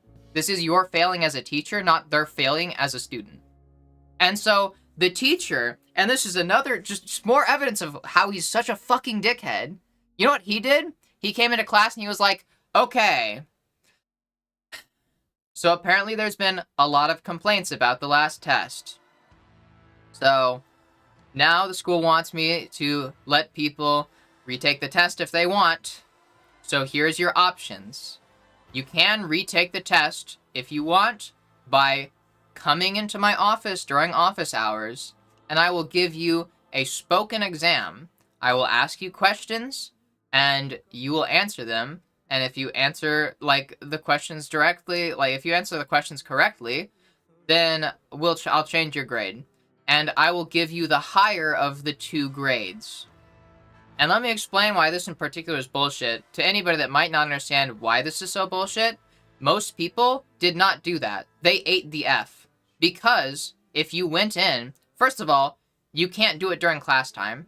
You'd have to go in after school hours, where a lot of people couldn't, because a lot of people had jobs. A lot of people literally did not have the option to come in a few hours after school ends so that they could retake the test. But past that, there was no consistency. It was a spoken exam. So we had no way to know what questions he would ask us, or how he would grade us. There was nothing like consistent there. So, great example of this, if you're a student that he liked and you went in to retake it, he asked easy questions. He would ask you easy questions, that's easy to answer, you get a high grade. If you're a student he doesn't like, you go in, he asks you a bunch of difficult questions, then potentially gives you an even lower grade, and you get a worse grade on the test. So most people never took him up on that. And then complained, but nothing came of it. Like the school didn't do anything after that. Fuck that teacher. That is a shitty teacher. Such a dickhead. Such a dickhead. Fucking hated that guy. Complete narcissist. I had a college professor who once gave me an A-. Not because I earned an A-, because I don't give anyone A's. I hate those people. See, like, people that deliberately don't give, like, people that are proud of being shitty teachers. Like, oh, congratulations, you just told me that you're bad at your job. Cool. I'm glad that you think that is some, like, admirable trait. And even when somebody, like, manages to, like, pass despite your best efforts as a teacher trying to make people fail, you still don't let them, like, get the grade that they deserve just because you don't want to admit that you're wrong. Those people suck. I hate those people. I hate those people so fucking much. so hard for that exam like weeks before, I think you'll be fine then. Honestly, like I said, like I can't imagine you get like not passing. Like maybe you don't get the highest grade. Like I can't be certain about whether you're gonna get like the highest grade, the perfect grade, but I can't imagine you not passing. So yeah. I only know about the old treaties and the spice trade because my primary school teacher is the best. Good teacher equals enjoyable learning experience. Yeah, and if there's a good teacher, you'll want to learn more. You know? Oh, yeah. Hi, Mish. Psycho Ellie is funny. Thank you, Shan. Also, hi, Shan. Show us your time in TPUSA. What? Where do you get that pic of me? Model same way so we can compare. Oh god. Let's see. What was it? How did I think it was like, hold on, okay, wait. I need to move my camera up, first of all. I think I was like, oh, oh, oh, oh, oh. I do not have the fucking muscle for it, like, at all. God.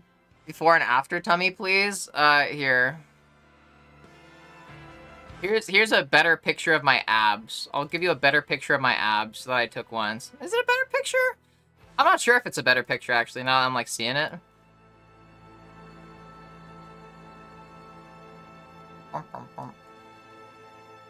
Abs. That was a picture from a while back. Obviously, this is from a while ago.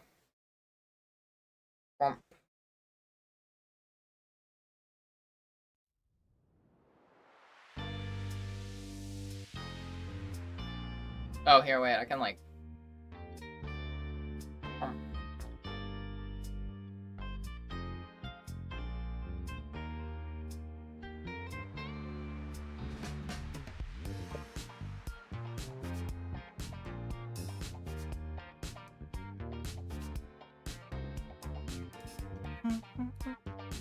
Finally have a good time in Valheim after 30 hours? Heck yeah.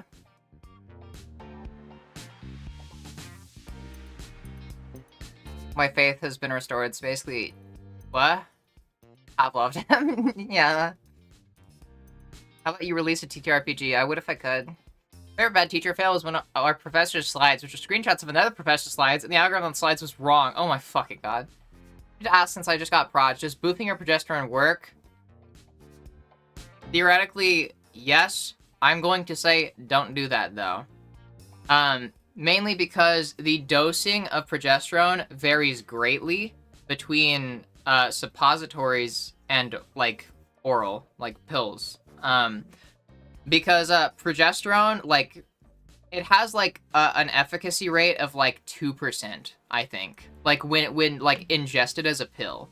Like, you're only gonna get 2% of it, so they give you really high doses when it comes to, like, the pill form. Suppositories, you have, like, I think, like 80 to 90% efficacy rate, so you absorb a lot more.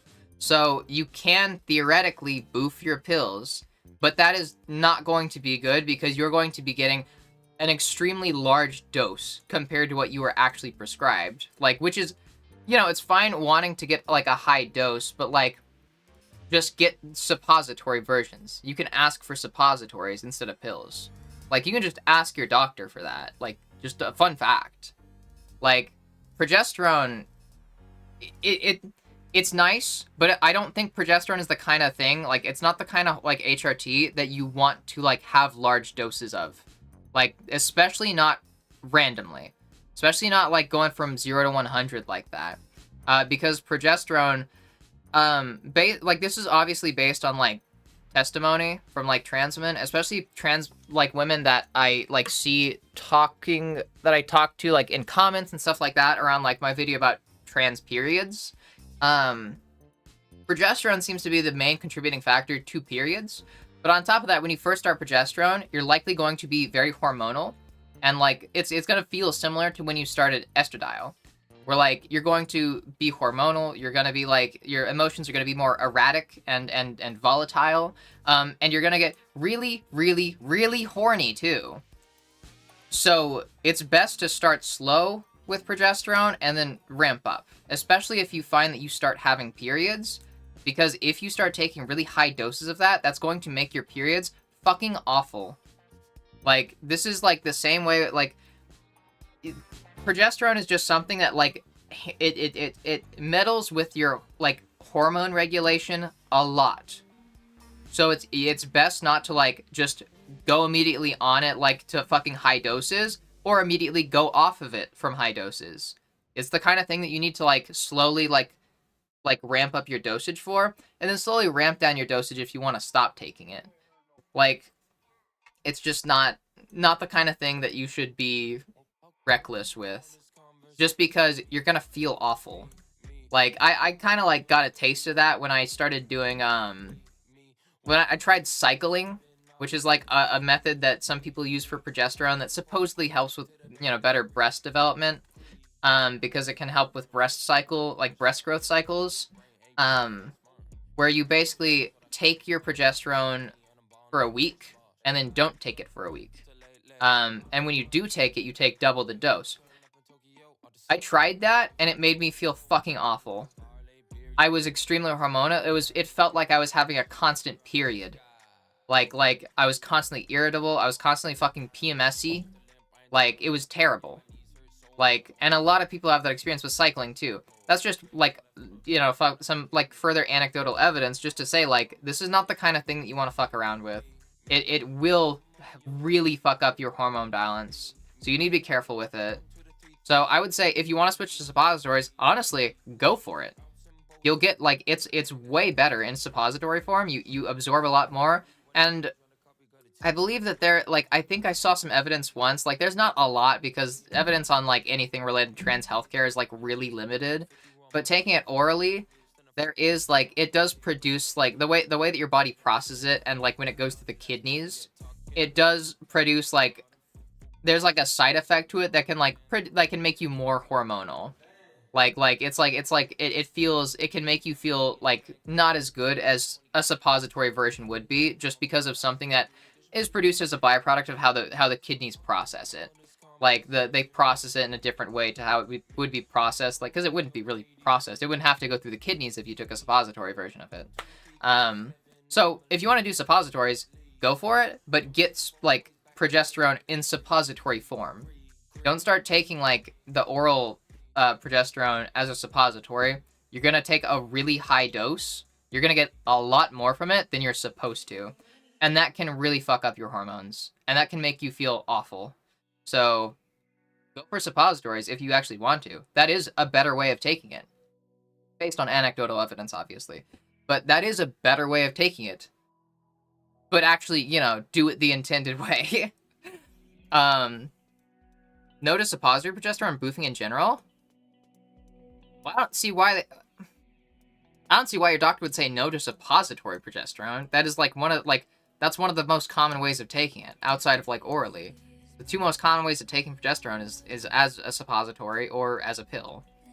The only problem with suppository is just, like, it's harder to keep up with, because, like, you know, it takes more involvement. You don't just wake up and, like, swallow a pill and, like, with some water. You have to, like, actually, like, go and, like, put up the suppository, like, and stuff like that. And that takes more work and commitment. But didn't work at all, but she would prescribe it because I really wanted it. Fuck your doctor. Okay, fuck your doctor. So the problem is just that your doctor is a dumbass. Oh my god. Hi, Chris. I hope his karma is sandpaper, toilet paper? Yeah. Mommy voice? Okay. I think you look like Christian Slater from Heathers and Psycho Photo. Thank you. I think it'd be so funny if you just brought George in and was mean to him for whatever reason. You can make anything up. That would be okay. I'll try. See the abs insert popcorn from my eyes like me. Look up the clip editing worked. It's really glitchy. Off at the end. Oh, I see the clip. Ah. Okay. Hi, Webby. Teacher in year 9 told me don't take art for my blah blah blah, you will fail. That year, and I did take art, and it was the highest grade I got. I'm gonna meet him again, just so I can say fuck you. Yeah. I'm gonna suplex you? Okay, try it. I'd like to see you try. Can't. Possible.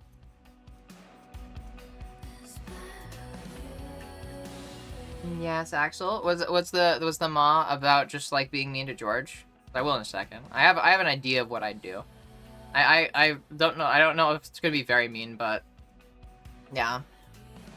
Yeah, Borealis. Honestly, I'm a little concerned for you and your doctor, and that makes me question what dosage were you given for progesterone, and what dosage is your HRT generally? Like, how much are you on E? How far along are you into transition?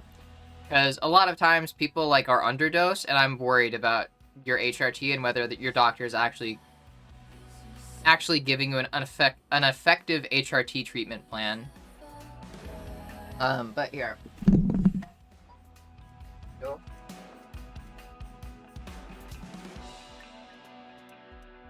I'll try my best. Okay?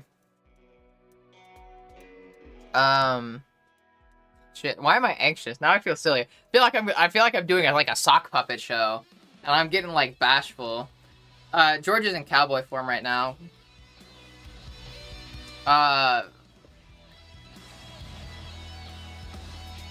am I getting anxious? I'm so sorry, but I feel like I'm about to hit you with some truth. You're so nice and can't be mean unless someone deserves it by wronging someone you care about. You wouldn't be as mean if they wronged you. Okay, yeah, true. George, I cannot believe that you would go out. I see the fucking outfit. I know that you've been doing it. I know you've been robbing trains. And I'm really disappointed in you. We've had this conversation like 3 fucking times now. Cannot do that shit without me. Like, I get really hurt. Like, I really just fucking dislike it when, like, you do these things without considering how it makes me feel. Like, the whole reason that you got into, like, train robbing was because I got you into it. I showed you the ropes. Like, literally. Like, how to, like, you know, like, lasso a fucking horse and, like, you know, get onto a train. So it's like, I just don't... Like, is it me? Do you just not enjoy doing it with me anymore? I'm just getting really sick of, like, the inconsiderateness of you. And honestly, I'm not surprised, though. After having met your father, I know that this is, like, your greatest fear, and I don't wanna, like, affirm it, but honestly, you are turning into your dad. And I don't like it. I don't like the person you're becoming. And you wouldn't like it either. I don't know what I'm saying at this point. This is really going off the rails here. I'm adding way too much. Got a little too into the lore, I guess.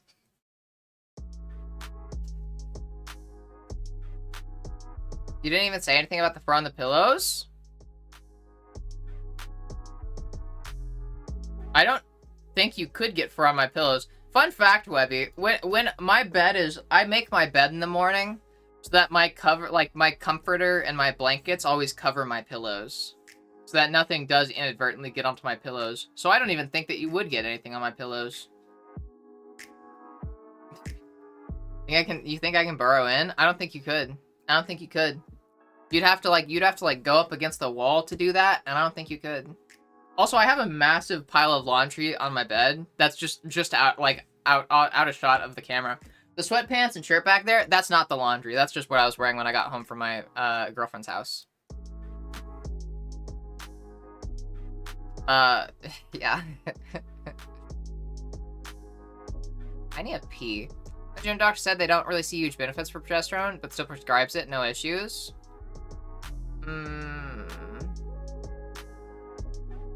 Was 10 months on 2 milligrams orally. Said she didn't want me to do sublingual, but I did it anyway. Friday, she put me on 5 milligram weekly shots and 100 milligram oral progesterone FRS. You are on 2 milligrams orally for 10 months. I think you might need a new doctor. Like, 5 milligram weekly shots, that's better, but like 10 months of 2 milligrams? And not even taking them sublingually? You might as well have, like, not been taking HRT. Like, that gives you fucking practically nothing. That's, like, that's insane.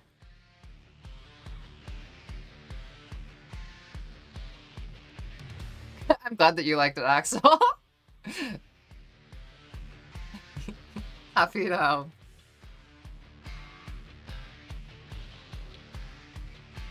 Jumps out of the bed, rolls around a bunch, somehow ends up under the blanket, and was waiting for Ellie can do anything about it. Violet, you're playing with fire here. Y'all are playing with fire. You want me to go up? You need a new doctor. Your doctor is not even following the basic fucking, like, HRT plans. Your doctor isn't just, like, doing the basic under-prescribing. You're not even going, like, the standard route. I guess, yeah, what have your levels been? What Elwin said? What have your levels been like?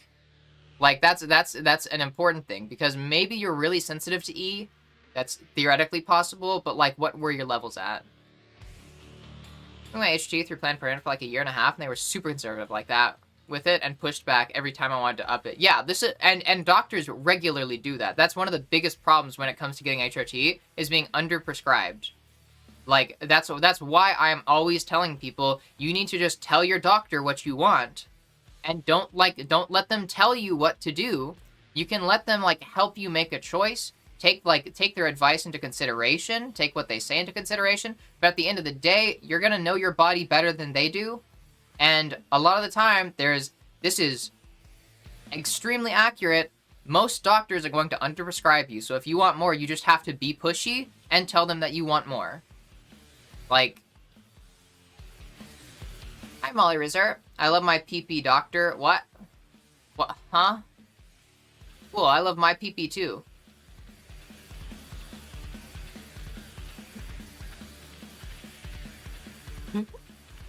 Hi, Celia. Body doesn't have the ability to produce tea since I was born, which is quite nice. My tea has always been 15-ish.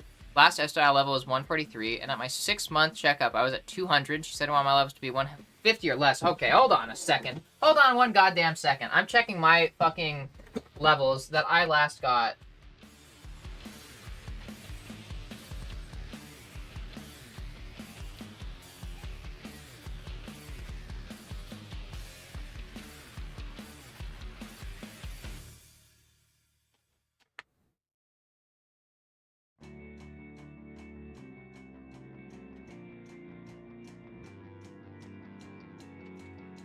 I think these are it.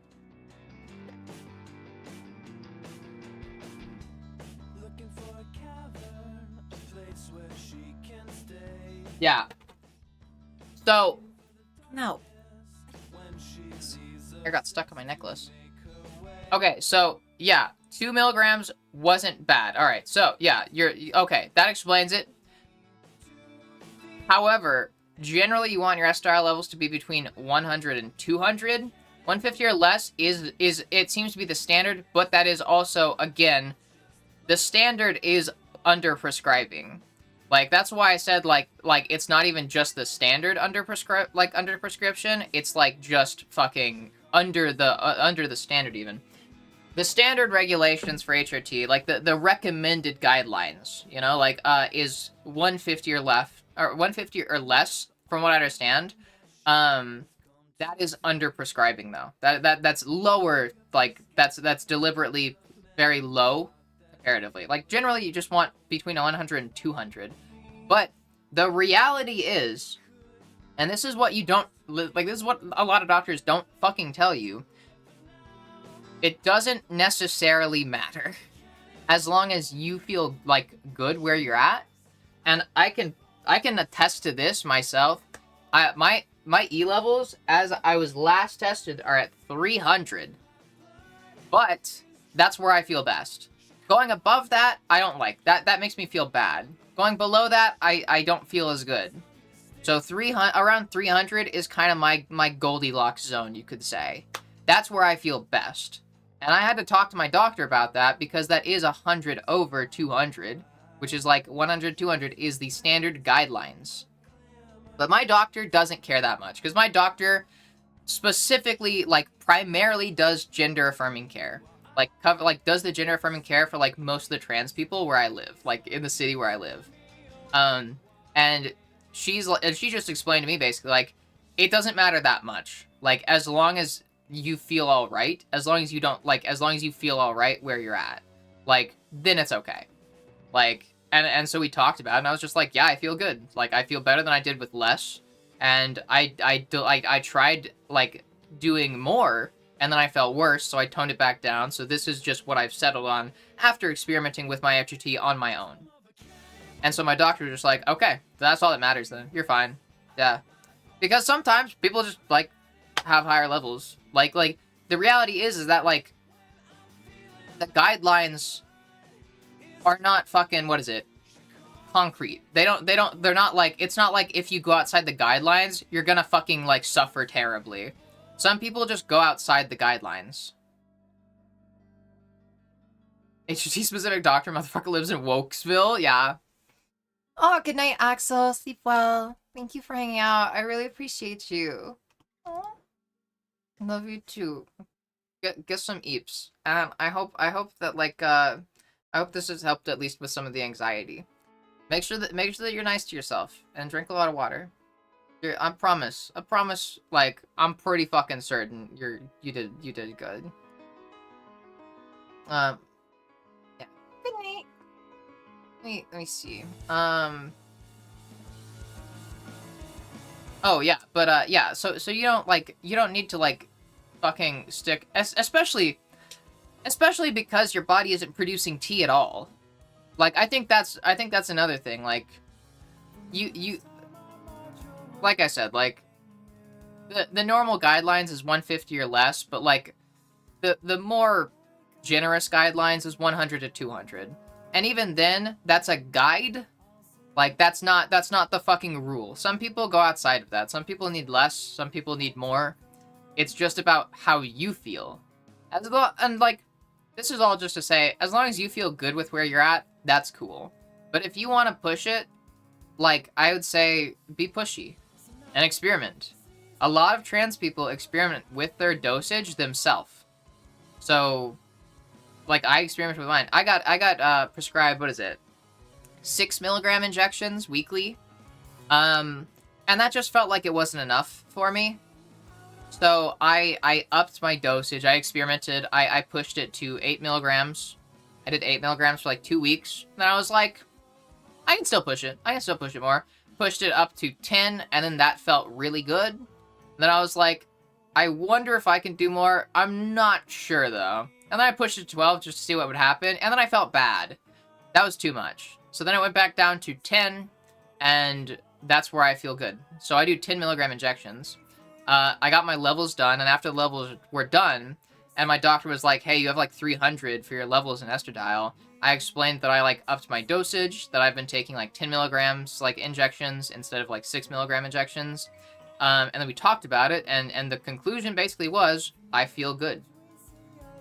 Like this is where I feel best, like, after experimenting with myself. Like, my doctor, even, like, when I told her that, she was like, thank you for telling me.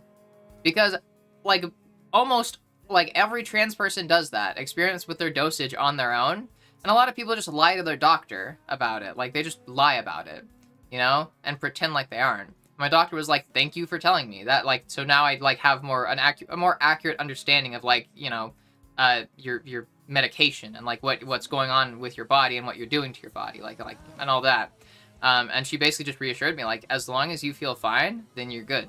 If it ever starts to feel like too much, obviously dial it back, but it seems like you already do that, because I did push it past that, and then I eventually ended up dialing it back because it felt bad.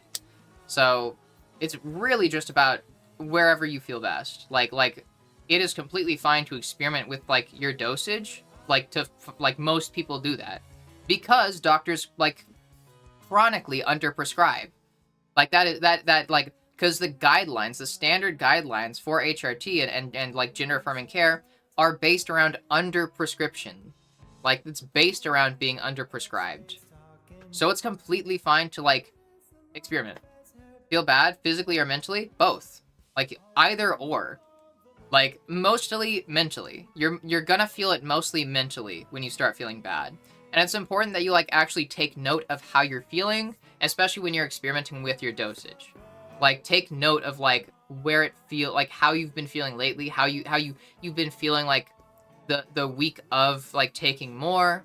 Like, for me, I just felt it felt similar to like when I was like cycling progesterone. Like my hormones were just really unstable. It was just really volatile. It felt like I was just PMSy the entire week. Like I just felt like a little too volatile, and I didn't like it. And that's like, and when I pushed it up to the point where I felt bad taking it, where I felt like I was just like fucking PMSy like the entire time, then I dialed it back. Like, and that's how I found my limit. And I did that before when I was taking like pills too. I pushed it up until eventually I was taking like 6 milligrams every day, and then that ended up being too much for me at the time, so then I like started taking 4 milligrams every day. And that became my norm for like most of like the like time where I was taking pills, because that's just what felt good for me. Like, and I tried pushing past, and I realized that 4 milligrams was where my little Goldilocks zone was. That's where I felt best. So that's what I ended up sticking with. It is like, and my doctor underprescribed me for that too. The reason I like when I started taking 4 milligrams like officially is because I had been taking 4 milligrams like for a month, ran out of my pills, went to the doctor, and I was like, hey, I know you prescribed me 2 milligrams a day, but that didn't feel good. So I started taking 4 milligrams, and it feels good. I need a new prescription, because that's what I've been taking and what I want to keep taking. My doctor was like, all right, here's your prescription. Like, and just like, basically like, okay. Because like, what are you going to say? Like, you know, I just went in like just straight up like, this is what I've been taking. It feels better than what you told me to take. This feels better. It just does. I feel better on this. I felt worse with what you were telling me to do. So I don't want to go back to that, because that made me feel bad. That made me feel worse. And my doctor was like, are they going to be like, oh, well, I guess, oh, too bad. You got to feel worse. Like, I'd already been taking 4 milligrams for like a month. Like maybe even longer at that point. Because I got like pills that like, I got like 3-month sets of pills, you know? But yeah. 150 to 200 sounds good. Yeah, that's what the guidelines should more realistically be like. Like that's where the guidelines should be, like, for more generous stuff. New study has been showing 200 300 are good, and that completely fucking makes sense.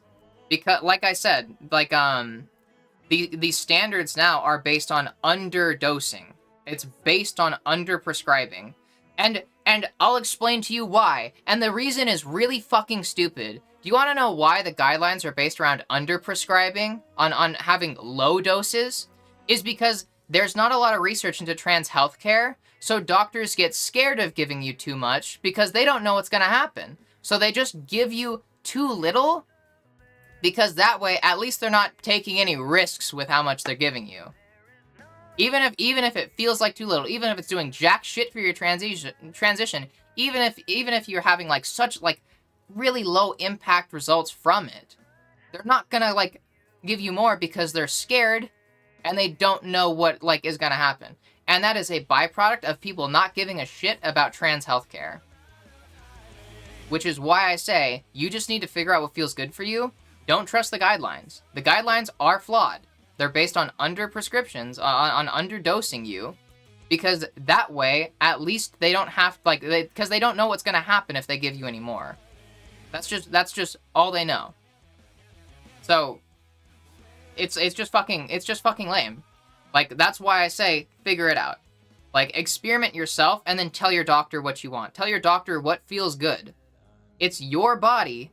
You are the one in control of it. You should be the one in charge of, like, how much you're taking. Or at least, maybe not in charge, because I don't want to act like, you know, oh yeah, you going in and saying, I'm going to take, like, fucking 50 milligrams a day is, like, super, that's not reasonable, you know? But you should have as much say in it as your doctor does. Like, you should have as much say, if not, like, even a little bit more than your doctor does. It's your body. Your doctor does not have to deal with the low dose. Your doctor does not have to deal with the consequences of a low dose. Your doctor does not have to deal with a slow, like, meager fucking, like, what is it? Like, a transition where you're giving, like, where it's like, oh, you want a transition? Here's a fraction of estradiol, and deal with it. And maybe in 3 years, you'll get the effects that, like, other people get in 3 months. Like, it's like, that shit sucks. Your doctor doesn't have to deal with that. You do. So your doctor should listen to you. You're the one that has to deal with the consequences of being underdosed. So you should have a say in whether or not you, like, should be underdosed. Be fucking pushy. It's your body. Your doctor doesn't have to go home and deal with it. You do. So make sure that you fucking advocate for yourself and be pushy about what you want. It's like, your doctor does not know your body. They do not know how you feel. They do not know what's gonna happen. And just because your doctor is, like, fucking scared of what's gonna happen, that's not your problem. That's not your problem. Tell them, like, tell them to be better. Like, tell them to just be better and actually listen to, like, their patients more. Rather than just going off of guidelines that are flawed and based off of just very little research. God, 100% just be like, you know, I want to up the dose so I can either do it with or without your supervision. Yeah. Like, I wouldn't, like say it like that, but, like, yeah, basically just be like, yeah, this is what I've been doing. Like, and I need a new prescription for this because this feels good. Like, I felt worse before. Your treatment plan was not effective. It did not help. I felt bad using your treatment plan. So I switched, I upped into, you know, started taking more because I needed to feel okay. And that's not my fault for going outside the treatment plan. That's your fault for giving me a treatment plan that was ineffective and made me feel bad. Like, and that's, like, I'm obviously being underdosed is not necessarily, you're not going to feel so bad, but, like, it's going to feel off. I've said it before, like, a lot of the time, and let's see, somebody asked this, let me see. They lowered my shot from 8 milligrams to 6 milligram weekly. See how things are now, post-op. Heck yeah, go for it. Okay, see you soon, Webby. Mine are around 270. Doctor's a little concerned, but basically said as long as I feel good and I'm not having issues, that all is good. Yeah, literally. Like to plan her parent doctor, she fully admitted that science is 100% and was willing to play around with levels within reason. Yeah, as long, like, play around with it within reason. That's, like, a good way of putting it. Let me see.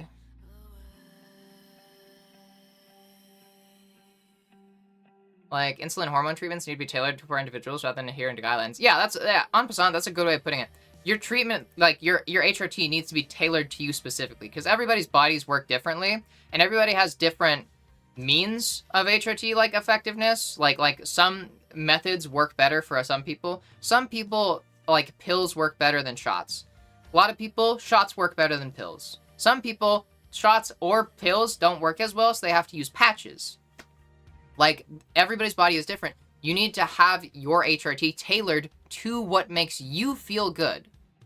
You should not be strictly adhering to guidelines because the guidelines are not accurate to everybody. It's, like, arguably, it's not accurate to most trans people.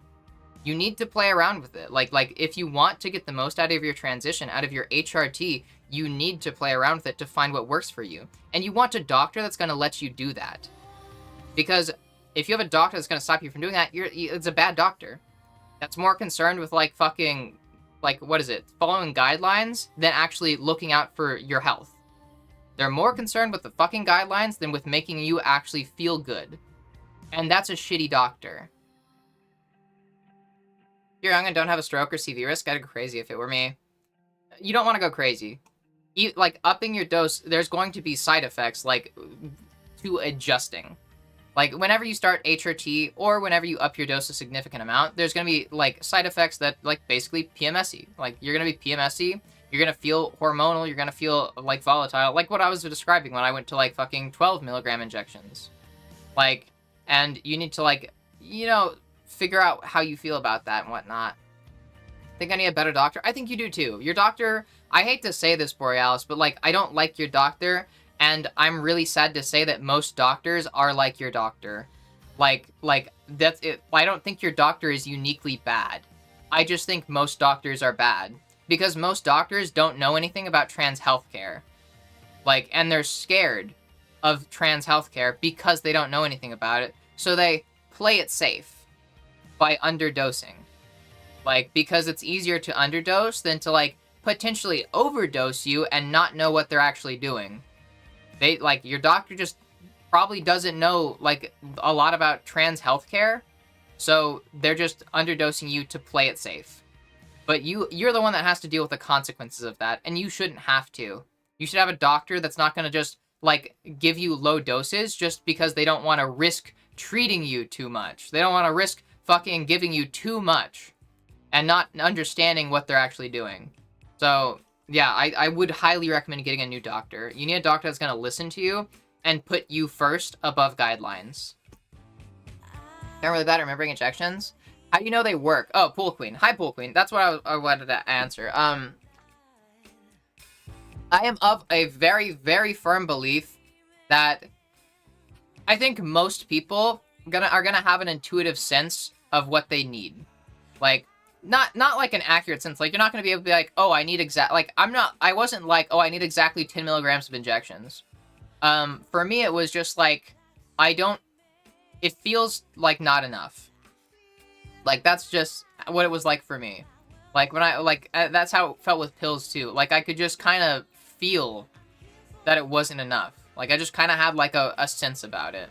And I can't really explain that outside of just, you know, your hormone levels affect how you feel living in your body. It affects how your brain feels. It affects how your body feels. And most people can kind of sense that a bit. You know, you can feel when just something feels a little bit off when you're, like, in your body or in your brain or whatever. Like, it's not anything that's, like, super apparent or glaring, but everybody kind of, like, maybe not everybody, but most people kind of have a sense of, like, how they feel in their body. And normally you can feel when it's not enough. Like, I feel like you can feel, like, just, like, you can feel like I could do more. Like, that's kind of how I could that's the best way I can describe it. It's just, like, this feeling of, like, I could do more. Like, oh, I'm doing this, but, like, I guess, like, maybe, like, the best way to describe it is, like, you know, you can kind of feel when, like, the effects are minimal. It's kind of like, you know, like, similar to, like, if you're getting drunk. You know, like, weirdly enough, I don't know how else to, like, explain it. If you're getting drunk, you can tell when you can drink more. You know, like, normally, like, you'll have a drink, you'll start to feel it a bit, but eventually you're gonna be like, I'm not that drunk. Like, maybe I'm like a little tipsy. I could drink more. Like I could drink more. Like that kind of thing. Like, you know, you are in your body every day. You're accustomed to, like, how your body feels. So you can kind of feel when the effects are underwhelming. When the effects are lower than what you'd expect. Kind of thing. Like, where it's just less.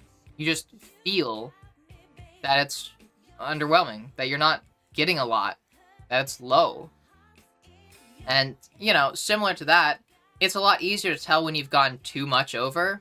Like, when you go over, when you go too far, it's a lot easier to tell. Like, just because you'll have a lot more side effects, a lot more consequences. You know, like I said, volatile hormones, PMS, stuff like that. It's a lot easier to tell when you've gotten too much. So that's why I say, if you feel like you can do more until you find that limit. And you're gonna find that limit by feeling shitty when you hit it. So, like, that's the unfortunate side effect is, you know, eventually you're gonna hit that limit and you're gonna feel bad. But because you feel bad, that's how you figure out where your limit is. I felt bad at 12 milligram injections. So I know not to go above 10 milligram injections. Like that, so now I'm at 10 milligram injections and I'm the fucking happiest I've been. This has been the most effective my HRT has ever been. Like, I've been going through a lot of changes way faster than, like, what happened, like, when I was on pills. Because I experimented with my levels. Like, or because I experimented with my injections, with my doses. I felt like I could do more, and so I did more. And I gradually upped my dosage, just, like, a little bit at a time. Like, this is very important. Do not increase your dosage a large amount. You need to, if you're going to experiment with dosages like this, like I do, you need to gradually increase it. Because if you increase it a large amount, you're not going to be able to tell if that's temporary side effects of just, like, having a large increase, like too dramatic of an increase at once, or if it's actually because you hit your limit. Like, I know I hit my limit at 12 milligrams because, yeah, it like felt like all the same side effects as if I had a rapid extreme shift. Like it felt like I'd have the side effects as if I increased it like way more than I did, but I only increased it by like 2 milligrams. Like, and so having like feeling like that from such a small increase, that's how I know that's my limit. Like I could feel that, you know. I gradually increased it bit by bit over the course of like 2 months. Like, you know, enough time so that, or slow enough so that you don't shock your body. So your body doesn't, like, have to go through an extreme hormone shift. But fast enough so that you're not, like, doing it, like, super slow, I guess. But eventually, you know, like, with the gradual increases, you're gonna reach a point where, like, it just feels bad. And if you're doing it gradually, then you know you're not feeling bad just from, like, a large dramatic shift in your hormones. Because it's not a dramatic shift. It's a very small shift. Like, except it's like a small shift that just barely pushes you over. And so then you start to feel bad. So then just dial it back down and boom, that's your limit. That's the, like, for me, 10 milligrams is the highest I can go on injections without feeling bad. I'm getting the most out of my HRT without feeling bad. This is where I feel best. This is where my injections give me the most impact. This is where it's the most effective. And I also feel the best. Like, this is where it's the best without any negative side effects. This is where it feels the best for me without feeling bad. Like this is where, this is where it's most effective for me without feeling bad. If I go up, yeah, sure, maybe, like, my transition would, maybe it'd have, like, more effect, but I'd feel really shitty. And at that point, like, you shouldn't be taking HRT. Like, if HRT is making you feel, like, shitty like that, you should be lowering your dose. Because your HRT is supposed to make you feel good. It's not supposed to make you feel bad. So, yeah. Gradually and slowly play with your dosage by just gradually increasing it, bit by bit, until eventually you feel bad. And you'll know when you hit that point. Like, you'll feel it. Like, either physically or mentally. And then you just, like, dial it back. Like, back to however low it was when you felt good, when you didn't feel bad. And there you go. Now you know your limit. I don't have any meds, so I'm just not used to taking them on time every day. I'd say maybe set a weekly alarm. Self-medicate, but just made my skin smooth, soft, more meat on my chest and low hips. Interesting.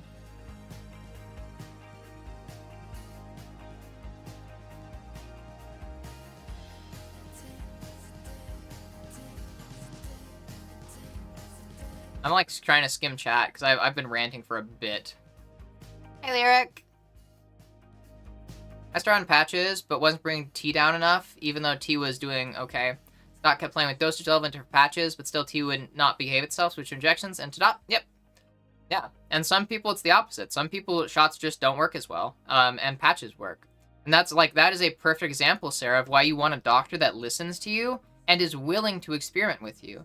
That recognizes, yeah, there's not a lot of research into this, and the guidelines are kind of faulty and don't apply to everyone, so you need to experiment. You need a personalized HRT plan. Like, everybody needs, like, HRT, like, an HRT treatment plan that is personalized to them. I'm on a higher dose than my girlfriend, I'm pretty sure. But my girlfriend, like, and I both get, like, the same effectiveness, like, out of our HRT. We both, like, are at our limit. Like, even though my limit is a bit higher than hers, just because of the way my body processes E differently, we're both still getting the most out of our HRT. Like, because we're just different people. We have different bodies. Our bodies work differently. So your HRT needs to be personalized if you want, like, the most effective treatment. Like, it's necessary based on how our bodies work. Everybody processes hormones differently. Everybody's bodies, like, takes in hormones differently. There's like, everybody has a different, like, most effective treatment and most effective dosage. So you need to experiment with those. And you deserve that. Like, you deserve to have a doctor that does that. Hi, Raid! Welcome in! Doctors me now, especially in trans people. Heck yeah, that's awesome. Highest recommended... My doc started me off on the highest recommended injection dose, which ended up being way too high. That fucking sucks. Yeah, this is why I said you gradually increase it. You should start lower. Like, I don't think that people should start at a high dose. I'm fine with people starting HRT at a low dose. You should. Because, like I said, you need to, like, you want to gradually increase it so that you can figure out what your limits are without shocking your body. So you start low and then gradually increase it over the course of months until you figure out where it is best for you. Like, you shouldn't start too high. You should start low, but you shouldn't stay low. You need to increase over time. To all the raiders, we're talking about HRT and how fucking doctors chronically underdose and how the guidelines are stupid and fucked. And they don't mean anything because they're based on fucking just cowardice. The doctors are scared, and that's fucking lame. Oh, bye, Alice. Have a nice shower. Ugh. This is good advice. Thank you. Hi, Tony. Hi, also Tara Cody. Hi, Snowy. Hi, Soko. Thank you for the raid. Make sure you go get water, some food, and take care of yourself. I know you're probably, like, wiped after stream. Why did they underdose? Are you asking why they underdose? Better safe than sorry? Yeah, except it's not better safe than sorry. It's because a lot of doctors don't understand trans healthcare. Like they don't understand it. So because they don't understand it, they're scared of like doing anything that is outside of the guidelines. But the guidelines are based on underdosing people. Because it's also based on, like, the guidelines, like, and the general underdosing is based on a lack of research around trans healthcare. A lack of understanding around what works best for trans people. What works best, like, as far as HRT goes. So doctors play it safe by just giving you such a low dosage that they don't have to worry about any of that. They play it safe because if they give you a low dose, even if it's not effective for you, like, it's less risk for them. It's less risk for the doctors. Because the doctors don't want to fucking be seen as like something like, what is it? Like, they don't want to be seen as like reckless or stepping outside of guidelines, like when they don't know what they're doing, which is reasonable, true, but they're like choosing not to step out of guidelines at the expense of your health. Like, your doctor should not put guidelines above your health.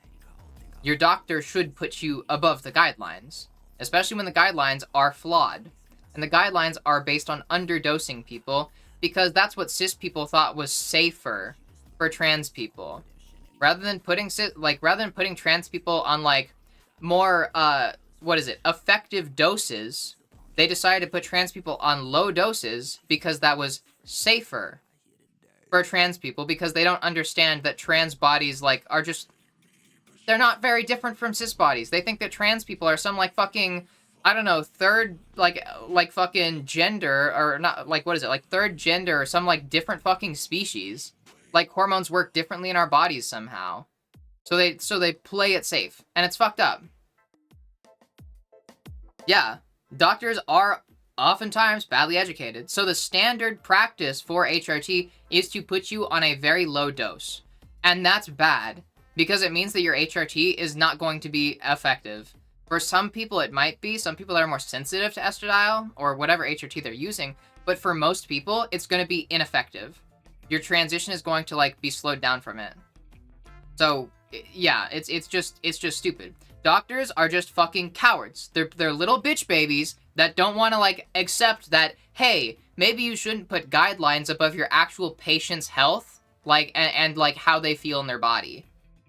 Which is why this all started, because Borealis in chat was talking about, like, her doses, and I regularly go on this rant. Tell your doctor what you want. You need to be firm. It's your body. You have to deal with the consequences. Your doctor does not have to go home and deal with the consequences of being underdosed for HRT. You do. So tell your doctor what you want. Play around with your doses if your doctor is too scared to. You have to do it yourself. Like, you gotta take your health into your own hands when you're trans, unfortunately. Like, because doctors don't know what they're doing. That's pretty much just it. They don't know what they're doing, and they're too scared to, like, experiment and figure it out. Because oftentimes, not just that, doctors are uncomfortable with, like, around trans people. That's the other unfortunate side effect. it's not just that they don't want to play around like an experiment, like because they're scared to. They also just are uncomfortable with trans people. There are doctors out there that underdose and underprescribe HRT, just because they don't want your HRT to be effective. They deliberately don't want you to have an effective transition. That's rarer, but that does happen. Doctors that don't want you to succeed in your transition because they don't like the idea, because they're transphobic and they don't like the idea of trans people passing. That's a very common sentiment among trans people. They're scared of trans people passing. So, yeah. It sucks, but like you seriously need to advocate for yourself. You need to, when starting HRT, you need to go to the doctors and like have the understanding that you're gonna have to play around with your dosage. A lot of like that you're gonna have to do yourself because the guidelines that doctors follow are flawed, they're inaccurate, ineffective, and doctors are oftentimes not willing to step outside those guidelines out of fear. So, unfortunately, it is in your hands a lot of the time. You have to take, you have to, make the decision. Do you want to do something by the guidelines, and have it be ineffective and, get very little out of your HRT? Or do you want to step outside of the guidelines and get, the most effective HRT you can, knowing that you're outside the guidelines? You should have a doctor that listens to you, that is willing to personalize your HRT for you. You should not be restricted to guidelines. Especially when the guidelines are flawed and based on a lack of understanding of trans health. It's fucked up. Yeah. Not just a lack of understanding of trans health, but also because, the reason there's that lack of understanding is because there is practically no research into trans healthcare. It's similar to how you see there's not a lot of research into women's healthcare generally. Fucking drug trials and shit like that. A lot of drugs aren't tested to see if they'll impact pregnant women because they do the testing and trials on just cis men. So, similarly, there's not a lot of research done in trans healthcare, and that creates a lack of understanding, and that lack of understanding creates ignorance and fear in doctors. Fear of stepping outside of what they understand. Fear of having to, go into the unknown and experiment. Which is unfortunately necessary when you're trans. Because there's no research into our healthcare. There's, very little research, and the guidelines are flawed because of that. So, yeah. It's based on underdosing. It's fucked up. Go to your doctor with a plan. I have to wait 3 months and get 15 minutes. I want to make it worth it. Yeah. Yeah. Hi, Dragonator. I really fucking need to pee. I've been needing to pee for a minute now. Oof. Someone's doing truth or drink, and therefore isn't sober? Heck yeah. He's drunk. Oh my god. I'm on 2 milligrams Estradiol twice a day. I'm about to start Spyro as soon as it flippin' ships. Heck yeah, Snowy, good job. That's what I was on for most of my, HRT when I was on pills. I was on 4 milligrams a day for most of that until I switched to shots. Because my body was just more sensitive to, estradiol in pill form for some reason. 6 milligrams just ended up being too much for me. And now I'm on a fuck ton more than I was before, but, with shots. And so it's just affecting my body differently, and now I can take more. And it works way better, too. They had no problem over-prescribing opioids. A thing that's inherently dangerous, though. Yeah, exactly. Also, hi, Winter. Yeah, it's fucked up. I hate people that, fucking try to, moralize this. Act oh yeah, you shouldn't go outside the guidelines. That's really fucked up. And it's okay, you're saying that, most of the time people saying that have the privilege of being cis and fucking straight, and they have way more research into their health. They don't have to go into their healthcare blind. A lot of trans people have to go into their healthcare practically blind, with very little understanding, and doctors that also don't understand things. So, you have to figure it out for yourself. A lot of cis straight people, they don't have to figure it out for themselves. So for them, guidelines, yeah, are helpful. Because it's based on accurate, large amounts of data. But trans people, no, we have a very small amount of data to work off of, and that creates very flawed and inaccurate guidelines. So, yeah, we have to take our healthcare into our hands. That's not a bad thing. That's just how it is. And I wish it wasn't that way. I wish we had the privilege of not having to do that, but we do. And I hate when people act like that's a bad thing, because those people are a part of the problem. They're the reason why it's not being pushed, why research is not being pushed, because they're effectively telling you to just sit down and shut up and deal with it, even if it doesn't feel good. Even when you feel like you could do more, even when you feel like you should be doing more, even when you'd feel better if you did more than the guidelines said. You should just shut up. The way that we increase the guidelines, that we make them more accurate, is by having people willing to actually explore outside of them, to provide data, to provide experiences that can showcase where actual guidelines should be, so that we can get more accurate guidelines. I don't remember who was saying it, but apparently there's new research saying that guidelines, new research that says that guidelines for HRT, your estradiol should be between 200 and 300, when the current guidelines are 150 or less. So you're basically, the current guidelines are half of what new guidelines are theoretically saying you should be at. So we have to take our health into our hands sometimes. We have to figure this out ourselves. And you want a doctor that's going to be willing to go on that, fucking journey with you. That is willing to help you personalize your HRT. Because nobody knows. You have to figure it out. Don't be afraid of figuring it out.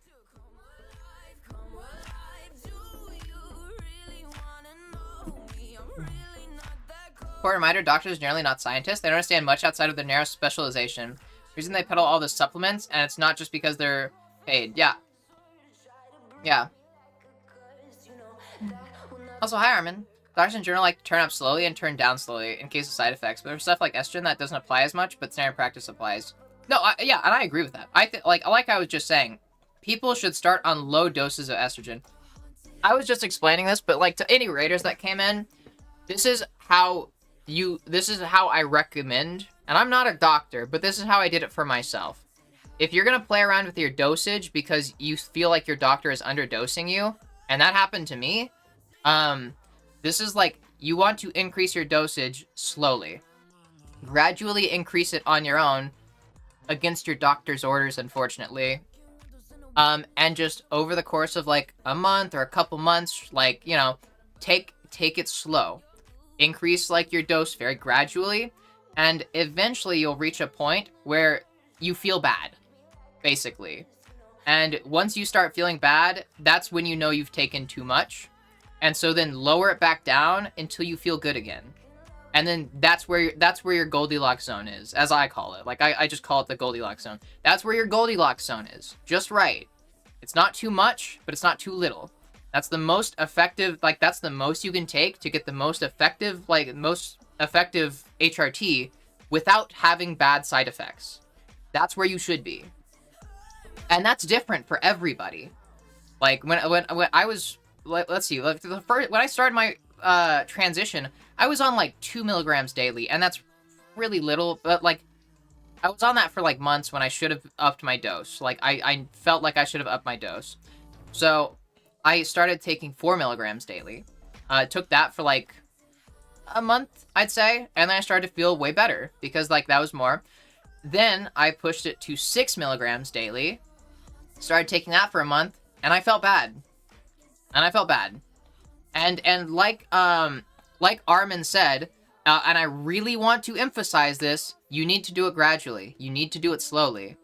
Because if you don't, if you make too radical of a change, too dramatic of a shift in dosage, you will not be able to tell whether you're feeling bad because you're taking too much, or just because it's a temporary side effect of the dramatic shift in your dose. If you have a large shift in your dosage, there's going to be side effects because your body needs to readjust to that. But if you do it slowly, your body is going to much more easily adjust, and you won't have to deal with that adjustment period. So as long as you do it slowly, that's good, because then whenever you hit that point that's too much, you're not really going to be feeling bad because you just had an extreme adjustment to your medication. you're going to be feeling bad because it's just too much. You need to do it slowly. That is very important. That's why I say, yes, you need to start off on a small dose and just slowly increase it, like, until you find where it starts to feel like too much. Then take it back down until you feel good again. Like, that's very important. Do not start on a high dose. Do not change your dosage very, like, rapidly. Like I said, I went from 2 milligrams, like, for, like, 3 months to, like, 4 milligrams for a month. That felt good. My body adjusted. Then I took 6 milligrams for, like, I think, like, 2 weeks, actually. And that felt bad. So then I went back down to 4 milligrams, and then I felt good again. Very slow, gradual shifts. That's very important. But yeah, like, so I don't disagree with starting low. You should start low. It's when they keep you low for long periods of time. You should not be kept, like, at a low dose for too long. That's where it gets bad.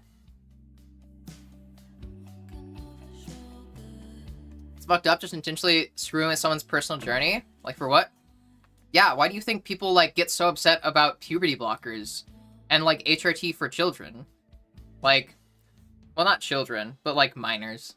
Like, a lot of people don't want HRT, like, and gender-affirming care for minors because they're scared of not being able to tell when people are trans. Like, there is this pervasive idea that being a trans woman makes you a trap. You know, that fucking thing. It's you being deceptive, you tricking men into being attracted to you. And when, like, a minor is put on puberty blockers and then is given HRT as a minor, they become indistinguishable from somebody like that's the same gender as them, that's cis, outside of just their genitalia. Because they never went through the wrong period, or the wrong puberty. They never went through the wrong puberty, so they don't have to deal with the side effects of that. So they become indistinguishable. And people are scared of that. People are terrified of that. They don't want trans people to pass. They want trans people, they desperately want trans people to be obviously trans. Which is also why you see the idea of, like, we can always tell. We can always tell. Yeah, you should feel bad. You're never going to be a woman. You should always be insecure. You shouldn't even try. You shouldn't even try to, like, pass. Like, and shit like that. Because they're scared of that. And a lot of people have that issue. And there are doctors that have that issue. That genuinely think that way. And you don't want a doctor that does that. You don't want a doctor that is sabotaging your HRT. Because they don't want you to pass. Because they're scared of you passing. Because they're scared of the concept of trans people passing. Because they're scared of finding a trans woman attractive. So yeah. That is a very pervasive idea. Like, so yeah. It's fucking lame. There's no research. The little research is done by cis men, and to top it off, women are not taken seriously when they present their symptoms and what they want. Yeah. Fun fact, a lot of the research that's used for trans healthcare is actually based around cis women. Especially HRT. HRT was originally made for cis women, going through menopause, I believe, to treat, like, menopause. And a lot of trans healthcare around HRT is based on, you know, the research and data done into how HRT affects cis women. So, yeah, there's not a lot of transgender-specific research, so we just have to go off of, like, just vibes a lot of the time. And that sucks. A lot of drug trials avoid women because basically periods. We don't understand it, therefore it overcomplicates it, therefore a lot of women get worse healthcare by default. Yeah. There's a lot of women that, like, end up taking, like, some kind of drug, like, that's supposedly safe, some over-the-counter thing while they're pregnant and have terrible side effects from it. Because it was never tested, like, to see if it would impact pregnancy. How does this stuff get tested, though? Someone's gotta walk in and knowingly be a volunteer, no? Not necessarily. You need to actually have people that want to study it. Like, there needs to be a study that actually is started and done. You can't just walk in and be like, hey, you should do a study about me. Somebody has to be like, hey, let's do a study. We need to find people to, like, do the study on. You know, there needs to be somebody that starts the study, and then you get brought into it. But, again, as long as people are complacent and just like, yeah, the guidelines are perfect, you should never go outside the guidelines, there's never going to be any more research done. Like, as long as, like, we just sit quietly and don't advocate for our health, we need to advocate for more accurate healthcare. Because if we don't, then nobody's ever going to even want to research. Nobody's ever going to even realize that it's something that needs research into it. That's why you need to be loud and annoying about it. That's why I'm loud and annoying about it. Yeah, we need more research into this. Like, the research that we have is inaccurate based on, like, fucking flawed data. Or just missing data entirely. So, there needs to be more research done into it. And eventually, hopefully, somebody does research into it. Somebody does a study or something. But until then, we just have to be really loud and annoying until somebody is willing to do that. Like, until somebody actually listens to us and, like, is like, you know, that is actually, you know, an interesting topic. We should probably figure that out. So, yeah. You also want to say, well, I fully agree with you. I also understand parts of the fear from American doctors specifically. Whole lawsuit culture over there, it means that taking risks or experimenting is also a danger to them and their career. Yeah. But, like, I mean, I agree. But honestly, I don't know if, like, you could theoretically get a lawsuit done around that as long as you actually, like, did it a smart way, like starting low and gradually increasing. Because also, I don't think like I feel like the most likely like case for a lawsuit would be like what happened to Ashley. Like, she's put on like a very high dose immediately, and that ends up being too much. That's stupid. That's reckless. The doctor, objectively stupid doing that. Objectively reckless. You should not be doing that. Guidelines state now that you should not be doing that. That's like what HRT used to be like, just starting you off on like full doses. That's not like research in like fairly recent research, like around the time I started HRT a couple of years ago, started showing that doesn't work. That's not good. And like when I started HRT, it was like 2023, and new research was coming out then that made them change the guidelines to not do that, because that's not good. That's bad. That's stupid and reckless. So that is kind of like the most realistic case I can see for a lawsuit. But assuming that you're following the guidelines to the best of your ability, starting low, gradually increasing it, and taking into account like the patient and what they're saying, like what they're talking about, that like, you know, doing level testing, seeing what's up, I don't think there's going to be any problem. Like, I cannot see how a lawsuit could be made, like, in that instance. Sure, I will acknowledge that it's possible for a lawsuit to be made just because of how stupid fucking American culture is and, like, how stupid the courts are here. But I don't think that would happen. I just don't think that would happen. Like, plus, I think if anybody did do that, they would immediately be shunned and, like, shit canned, like, fucking out of trans culture, like, out of the trans, environment, like, entirely. Because there's not a lot of good doctors that will do that with your HRT. So if there's a doctor that is doing that, and is, like, listening and stuff like that, the community knows about it. Like I said this earlier, the doctor that I go to for, like, my gender-affirming care, she is, like, the best doctor in the city, pretty much. Like, and I started going to her before she got, like, so well known, but because her name has been spread around, like, in the community, like, the trans community in the city where I live, almost all the trans people in my city, like, know about her. Like, and a lot of them end up going to her. She's very busy now because she has so many new patients, like, because she's gotten very popular. If one person, like went to sue her because she is actually willing to, like, experiment and personalize HRT, they would get fucking, like, thrown out of the city. They would be chased down with, like, pitchforks and torches, because it's really rare that you actually have a doctor that's willing to do that, especially a doctor that specializes in gender-affirming care. So it's like, I cannot imagine a trans person ever doing that, because there would be so many consequences for them. Not just that a lawsuit, I don't think a lawsuit like that would ever actually work, especially when it comes to, like, just generally personalized healthcare in general, like, especially around gender-affirming care. Like, when, like, if somebody brought a lawsuit against this doctor, she has so many fucking patients that will vouch for the credibility of, like, what she does. Like, that would, like, I feel like it would be fucking crazy. Like, I feel like the trans community where I live would go fucking wild over that. It would not be pretty, but also the social consequences of that. Like, I just can't imagine anybody doing that. Although, I acknowledge it is possible, but I don't think that I think that is extremely unlikely. I think it's extremely unlikely that it would happen. Like, I think it's extremely unlikely that a lawsuit would happen, and I think it's also extremely unlikely that the lawsuit would actually work. If that makes sense. Not even hard to figure out if you're a doctor, you do blood work, compare the parameters for nominal cis women. No? Yep. Yeah. Yeah. Literally. Yeah.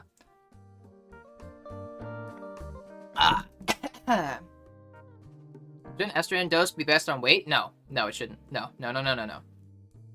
It is not based on weight.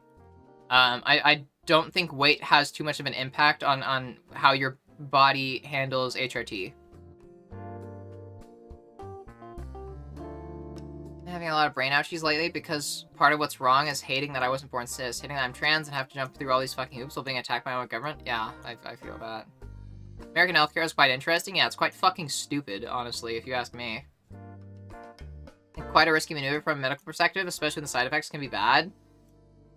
No, the side effects can't really even be that bad. I'm assuming that you're talking about me talking about, like, gradually increasing your dose until you feel bad. The side effects are not that bad. You literally just feel, like, PMS-y. At least for me. Plus, as long as you're getting your levels taken, there's not really anything that's going to go wrong. The biggest risk that you get from HRT, like, the biggest medical risk that you face with HRT is that it changes how your, like, heart functions, basically. Like, cis men and cis women, like, have different, circulatory systems. Like, they're the same, they're very similar, it's just, like, there's slight differences to it. Like, you know, higher blood pressure, like, I think is one of the main differences. Like, cis women generally have higher blood pressure. So, it like, for some trans people, they can't start, like, feminizing HRT, because tests might show that they're at risk of high blood pressure already, and you can't risk raising your blood pressure anymore because that could cause more damage. That could cause, like, some serious medical, side effects and, like, problems. So those people aren't, like, that's also why, before you even start HRT, they do blood tests on you to see if there's any medical concerns that they have around you starting HRT. You don't just start HRT going into it fucking blind. They do blood tests on you to see if HRT is safe for you. And then you go over it, you see if it's safe. Sometimes, like, it'll be like, hey, HRT doesn't really seem safe for you. You've got, like, these areas are really high. That should be fixed if, like, you do some exercise, though. So if you start exercising, like, for a bit, come back in a month, we can do blood tests. And if those levels are lowered, it's going to be, like, it'll be safe for you to start HRT. Stuff like that. Like, then you start HRT when they determine that it's safe. Like, when the levels show that you do not have a risk of, like, some, pre-existing medical problem that would impact, like, the safety of it. Or if there's, like, any just miscellaneous things that would impact the safety of it. It's not risky. And then outside of that, the biggest side effects that you have is just fucking hormonal shit. It's, you know, being PMS-y, being fucking irritable and shit like that. Those are the worst side effects that you can really get from it, like, assuming that the doctors are doing what they're supposed to be doing and testing it. They're doing blood tests to see if it's safe for you. Like, once that's all done, if it's decided that it's safe for you, then yeah, taking too many hormones, it's not gonna fucking kill you. It's not gonna do anything really bad. You just get hormonal. That's assuming that it's within reason, obviously. Like I said earlier, if you're taking 50 milligrams a day, that's a bad idea. But no, yeah, it's not that risky. It's really not. Problem is that the side effect of taking too low a dose is that nothing will happen. You'll still suffer from the anguish of body dysmorphia, and that's basically been the whole crux of this conversation. There's too low research on docs keep to low guidelines, either stay safe or as anti-trans insanity. There are doctors that are willing to talk about upping dose and experience post-treatment, but of course this is rare. Yeah, but, like, yeah, the side effects, like, the side effects of being on a low dose are worse than the side effects of being, like, on a high dose. Because you can always lower the dose. If your dose is too high, you can always just lower the dose. Like, you'll feel shitty while you're on that dose, like, you'll feel hormonal and bad and emotional and whatnot, but you can just lower the dose until you feel good. Being on too low of a dose, your HRT is going to be ineffective, you're going to feel like shit. Not because, like, the dose is too low, but because you're not being treated for your dysphoria. HRT is a treatment for gender dysphoria. The primary, like, fucking measure of whether HRT is working or safe or effective or worth it or whatever should be based on if it treats your dysphoria. Because dysphoria is the condition that you're trying to treat. Dysphoria is the dangerous side of it. Being on a low dose means it's ineffective for treating your dysphoria, which means that you are at risk of all the mental health problems that come from dysphoria. Oftentimes, suicidal ideation, shit like that. Like, that's why trans people have such a, like, a high suicide rate. Not just from, like, social pressures, but, like, because dysphoria causes a bunch of, like, fucking other mental health problems. It has a lot of comorbidities, like fucking depression and anxiety. Like, it fucks you up. The whole reason I started HRT and transitioning is because it was, like, pretty much medically necessary for me. Because my dysphoria got so goddamn bad that I was on the verge of, like, attempting suicide. And it was very bad. And yeah, HRT had some risks then, but, like, as a doctor, would you rather me face the risks of being too hormonal on HRT or of me killing myself because I didn't get on an effective HRT treatment plan? As a doctor, which would you feel better about? What is your primary concern there as a doctor in terms of, like, my health and well-being? Gender dysphoria is what you're treating. That should be the concern. That should be one of the, like, main considerations when determining a treatment plan for HRT. You want it to be effective, because if it's ineffective, you're failing to treat the condition that somebody is taking HRT to treat. Like, HRT is the treatment for dysphoria. If you are failing to, like, provide adequate treatment, you are failing to, like, treat the condition that you're supposed to be treating. Like, and that means that you're not doing a good job as a doctor.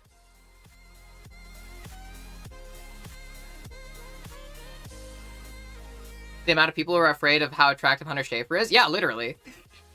I hate. I went through the testosterone puberty. Yeah, I know. It's like, that's the most universal, like, fucking regret for a lot of trans people, I'm pretty sure, is they wish they started it earlier. Or people that started it in adulthood wish they started it, like, when they were a kid, you know? When they were a minor. Before they had to go through, like, the wrong puberty. It sucks. It's extremely traumatic. And you deal with lifelong consequences because of it. Which is why it's so important, like, that gender-affirming care should be, like, accessible to minors. Because otherwise, you have to deal with the consequences of dysphoria. Like, when you consider HRT and gender-affirming care, like, and the consequences and side effects of that, yeah, you should be concerned about them, but you also need to keep in mind, you're not just doing it because it's a fun, shilly thing. You're doing it because the consequences of not having gender-affirming care are much more extreme and much more dangerous. That's why it's important to have gender-affirming care. So gender-affirming care, even if it is, you know, there's not a lot of research into it, you have trouble understanding, even if you do need to experiment a bit, that is, like, more safe than not treating gender dysphoria and potentially risking somebody taking their own life. Like, or just going through all the other fucking problems that come along with gender dysphoria. Again, gender-affirming care is not a random, silly thing, it's a treatment for gender dysphoria. It's important that we make it the most effective treatment possible, because we're trying to treat gender dysphoria. We're trying to make people feel better and feel comfortable in their bodies and in their lives. So we need to keep that in mind. It is not a random fucking silly thing that people just willy-nilly jump into. Most people do not just randomly start doing HRT or gender-affirming care. They start it because they have a reason to, and a good reason to. Like, so we need to make sure that it's effective. We need to make sure that even, yeah, if there's the fucking risk or whatever, we need to make sure that it's effective. The side effects and the risks of HRT being, like, of, like, fiddling around and experimenting with, like, HRT doses and whatever are much, much safer than the side effects of an inadequate, ineffective treatment for gender dysphoria. Because the consequences that come from gender dysphoria are much, much more severe and much riskier. But yeah. This is exactly how you know they're fascist and not honestly concerned. Puberty blockers and earlier transition to safe and most successful path, while these same people will police trans women by passing, they clearly also do not want that to happen. Yeah, because they're afraid of it. Go to mom, she was like, hey, I'm also taking estrogen, and we just complain about hot flashes together. That's so cute. Hi, Kira. Adding it till you feel bad. That considering the possible side effects is kind of risky. I agree a lower dose for a long time is bad if it's very gradual. It makes sense. Oh, there are people that want to study these things. The problem is that these studies cost money. You need funding. Oh, yeah. Also, no, the Armengux, the side effects of gradually increasing it until you feel bad, that's not a fucking problem, honestly. I've done that multiple times now, like twice. You know, like I did it when I was trying to figure out what my Goldilocks zone was with pills, and I did it when I was trying to figure out my Goldilocks zone with shots was, with injections. I've done it twice. The side effects of going too high until you feel bad is literally just that you feel hormonal. It just feels like you're on like an extended period. It just feels like you're just dealing with PMS, like, but for an extended period of time. Which, yeah, it sucks. It feels bad, but it is in no way a severe side effect or life-threatening in any way. I would much rather, like, fucking go up until I feel bad and figure out, like, my most effective HRT dose, and also deal with the fucking, I don't know, irritability and hunger and cramps and whatever. I would much rather deal with that than being on an ineffective dose. I would much rather deal with that. The fucking hormonal, like, hormonal PMS shit, like, emotional volatility, cramps, all that bullshit, it's not a severe side effect. It is in no way life-threatening. You should not be concerned about it in any fucking way. Like, for real. It's not that big of a deal. I feel like the only way that it could be a big deal is if somebody ever experiences, like, severe periods. Because, you know, when you become too hormonal, that can, like, trigger the period symptoms. So if somebody has extreme periods, like, then yeah, that's bad. Like they might have much more extreme symptoms. But again, like, it's still controlled. It's a controlled kind of test, quote unquote. You know, you can always lower the dose very easily. It is way easier to lower the dose than it is to raise it. Like, it is way safer to lower the dose than to raise it. But yeah, like, it's just easier. It's just, I don't even know what to say about. I don't even know what to say about that. Yeah, it's not a big deal. You do not need to, like, make a mountain out of a molehill with this shit. Like, I understand the concern, but you do not need to be concerned. Like, for real, you are overthinking it.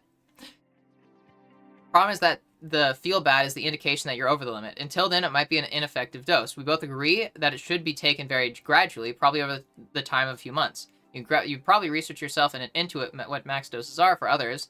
If you're far over that, something may be wrong. If your doctor isn't working with you, you can't really find the point of stopping before you hit it. Yeah. Problem is the medical malfeasance insurance premiums are probably higher for that doctor. Yeah. Huge water jug? Thank you. Hi, Coolx Cool. I got big jugs, damn fucking right. I got the booby shirt on too, so heck yeah. I have my HRT work with my cardiologist. I'm on CV meds just to combat the risk. Yeah. Like that's pretty much the most common risk. That's like the most severe side effect that I can think of, or at least that I like can think of off the top of my head, like, of HRT is just the blood pressure changes. And one of the reasons why that is such a concern with HRT, it's still not like a too severe thing, but that's like the most severe side effect, is because the blood vessels in cis men and cis women are also sized differently. They're very subtly different shape, or different sizes. Cis men generally have larger blood vessels. But like doing HRT after you've had, like, you know, like a testosterone puberty or whatever, you already have the larger blood vessels. They're not going to shrink. So it's added blood pressure, plus your blood vessels are going to be, like, on average, larger than a cis woman, like at the same place, like with the same blood pressure and whatever. You have larger blood vessels, and that can just, like, also introduce some complications with some things. But yeah, like, yeah, so that's, like, those are just, like, concerns, like, around the way that it impacts blood pressure and stuff like that. Yeah. But again, these, like, obviously, yeah, these are, like, important things to consider. We obviously have, like, HRT and, like, testing and stuff like that to work around these risks. But these risks are way safer than risking not treating somebody and having them like potentially like take their life or something because they never got treated, or like having them live their life with like major depression and stuff like that. Like, you want them to have a happy life, and having a happy life means sometimes taking those risks and trying to work around those risks, and that is much safer than not treating that, like the not treating like gender dysphoria and what they're going through. But yeah, suicide is definitely a major cardiovascular risk. Yeah. Sounds like she's on some important talk show. Thank you. Even if it didn't stop transition till later, it would still be nice to stop male puberty. Yeah. If we kill ourselves, the fascists win. Yeah. No, for real, everybody, try. Please don't do anything. Hi, hologram cat girl. Good for those that are in countries that have it. Yeah. I mean, the HRT talk around finding your Goldilocks zone, cat girl, is good for everybody. Because if you're in a country where you can't get access to, like, through official means, you can't get access to HRT through official means, you can still DIY it. That's what most people do when they're in that situation. And the technique for finding your Goldilocks zone is just as effective. Like, it's still important and effective when doing DIY. Like, you don't have blood tests, so you can't find, like, when you do DIY, I think that this is probably really important for people that are doing DIY. You're not getting regular blood tests. You don't have, like, the blood tests and lab results to show you indications of where you're at levels-wise and where you're at, like, you know, comparatively to other people, like, in terms of, like, health and how effective the HRT is for you. So doing what I was talking about, gradually increasing it until you feel bad to find your Goldilocks zone, that's probably the most effective way to get the most effective HRT that you can when you can't do lab tests to get, like, levels. Because that's, like, the only way that you can, like, really kind of suss out where you should be at dosage-wise. So I'd say, like, it's important for everybody, especially people that that have to do DIY. Because that's, like, the most, probably, what is it? The most easy and possibly effective way of figuring out where your most effective dosage is and where your dosage should be. So I would say, like, it's effective for everybody. Hi, Tally. It's just maybe it's even more effective for DIY stuff. Yeah. But yeah. Hi, Lucy. Like, 1 in 1 million start for HRT. 1 in 1 million start HRT for fun. Something it should be outright banned. Yeah. It's like, might as well fucking ban knee surgery then, because there's a fucking high regret rate for it. Like you know, we've already heard all that bullshit. Oh, I'm glad you had fun, Kira. My script was messed up and I have a bunch of extra E tablets. What do? Stock them. Stockpile them. If you ever have extra E, just store them. Keep it. E generally lasts a long time, especially injections. Like vials. A lot of the time doctors tell you that you should only use a vial for 1 month at a time, but vials last years. Like, I stockpile all the vials that I get, and I get a new vial of estradiol every month, because I'm supposed to use 1 vial per month. Like, not all of it, I have a bunch of extra, but I'm just supposed to toss the extra. But if you see, you can kind of see, like, I take all the ones that I get, and then I check the expiration date on the bottle, and I mark it down. So this is when this bottle expires. It expires in a year from now, basically. That way I use all the extra estradiol I have, and I just have, like, 4 bottles extra. And that's important, especially if HRT is ever banned for some reason, or you lose access to it. You have a bunch of extra, so you can still go, like, and you still have HRT while you find a new way to get some. Like, and if you have vials, you can always check on the vial. On the back, it tells you what the expiration date is. Not on the box. It's not on the box. You have to, like, get the vial itself to check when the expiration date is. So this expires pretty much at the start of October next year. So now I have it until then. It's good until then. So this, like, whether maybe I run out, maybe I can't get any estradiol, like, maybe I don't have the money to keep paying for more vials, so now I have, like a good, like, to 6 months worth of stockpile here that I can use while I, get money or figure it out. Or if my girlfriend can't have access to her Estradiol, if she loses access to, like, her Estradiol, then I can lend her some of the stockpile that I have. So that way she doesn't have to get off of it. Like, it's really important that you have a stockpile. And obviously the most extreme scenario is that, HRT is banned. So, like, then you can have, like, a good stockpile while you figure out DIY stuff. Stuff like that. So you have time. It's very important for giving yourself time. Like, and a safety net to catch you if anything goes wrong. So, yeah, Lucy, just hold on to it. Just hold on to it. Keep it somewhere. Check, like, the expiration date if there's one on the bottle. Or look up how long it takes for Estradiol tablets to expire, because I don't know the expiration date on those. But vials generally last a long time. And just keep it in mind. And for anybody that is stockpiling vials, obviously, always check if the vial is good. Store Estradiol vials at room temp. I know that people, there's people that think, freezing it, or putting it in the fridge will make it last longer. And that's theoretically true, but that can make it more risky when using it. Because when it thaws, it freezes really easily. When it thaws, the Estradiol is going to be crystallized and separated from the oil in it. And so you'll have to, shake it up, let it thaw at room temp, whatever, until it combines, until the Estradiol rejoins with the oil so that it's actually safe to use. So store any extra vials you have at room temp, no exposure to light. I have them in, a little slot down here, and I have, I cut up, a black t-shirt and nailed it, on the shelf above it, so that there's just, a cover so that light doesn't ever get in there. But you can also just keep it in the box that it comes in. Keep it room temp, no exposure to light. And if you ever are going to use it, before you use it, you want to, just check, look into it and check. If there is anything floating inside of it, it's gone bad, you need to toss it. If it is foggy at all, it's gone bad, you need to toss it. The reason that vials store for so long, and they can even store long past the expiration date, is another, little fun fact.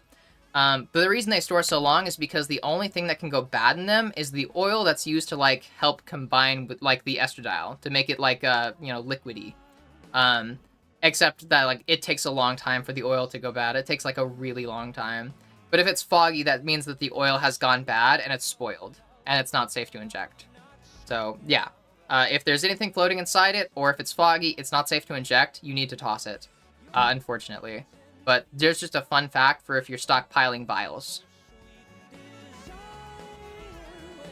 Hi, Dimply Orca. Did I follow blood test and drilling my endo? That's because my endo is alright. Yeah. That's cool. I'm not saying, always listen, always be a dick to your doctor and never listen to them kind of thing. I'm just saying, most doctors, you're gonna have issues with, and you need to, take your, you need to advocate for your health. You need to, really stick up for yourself and, do what you feel is best for yourself, to a degree. You need to take your feelings into consideration. Because your doctors don't know your body better than you do. You live in your body. You feel your body. You experience it every day. You're gonna have a more intuitive sense of what's going on with your body.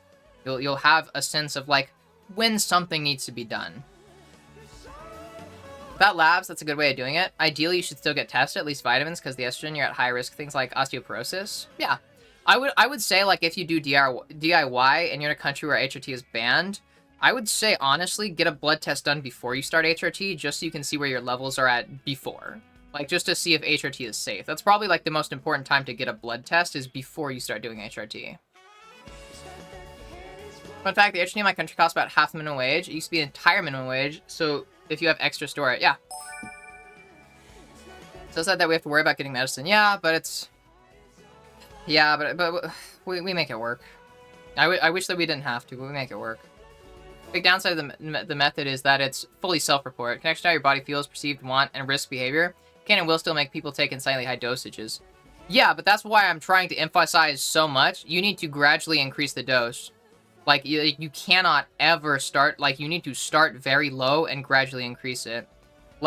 If somebody is, taking insanely high doses, then they're not doing the method. They're not using the method that I'm talking about. Because the big risk with taking an insanely high dose is that if you jump and increase your dose too high compared to your last dose, your body is going to have a bad reaction to that. Because your body is going to have to go through an adjustment period to get used to the dramatic shift in hormone levels. And that's temporary, but you won't be able to tell if that's, the temporary, getting used to it feeling, or if it's, because it's too much. The biggest risk there is just, you won't be able to tell whether you actually took too much or whether you just made too big of a change too fast. So, and even then, you feel bad for a bit, and then you just lower it back down. It's not like if you take a high dose, you're gonna be fine. You're not gonna, what is it? You're gonna be fine. It's not like if you take a high dose, there's, gonna be, what is it? You'd know if you're taking too high of a dose. I don't know how to say it on that. You'd know if you're taking too high of a dose. It will fuck you up. Not in permanent sense, but you get very hormonal and you feel that shit. You being hormonal, having rapid shifts in your hormones or having too much hormones does not feel good. You'd notice. You're not gonna just be like, oh, I didn't even notice I took too much. You're gonna feel like shit. You're gonna start getting PMSy as fuck. You're gonna be irritable. You're gonna be crying all the time because you're having crazy mood swings and stuff like that. You'd know if you're taking too much. It's very hard for you. I cannot imagine that somebody's just gonna be like, oh, oops, I took too much and I couldn't tell. I'm sure realistically there is very rarely maybe a couple people where they don't experience the side effects of that. They don't experience the hormonal fucking consequences, but I feel that'd be extremely rare. I think most people are gonna experience the hormonal feeling, and it's gonna feel bad, and you'll know then that you took too much. It would be very difficult for somebody to take too much and not notice it.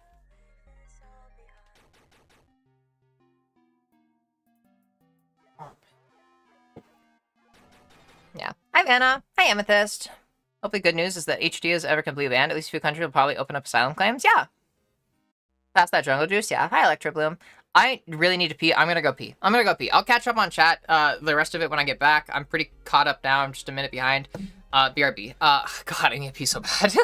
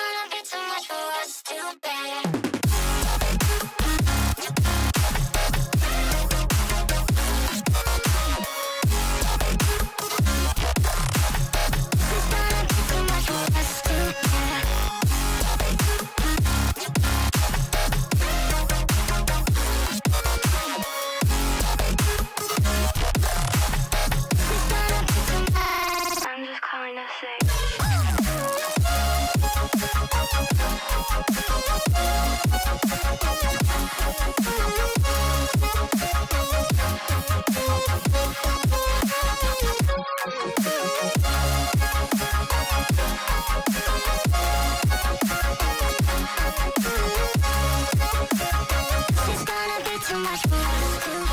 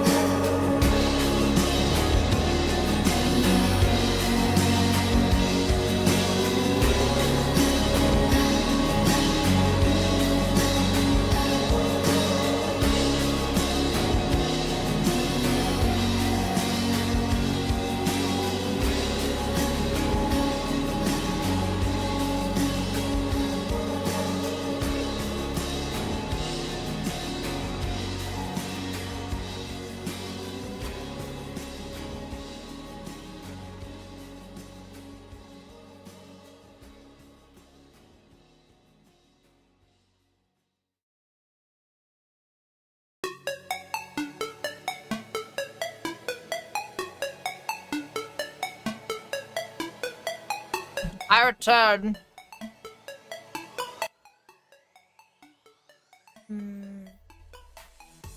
Hi.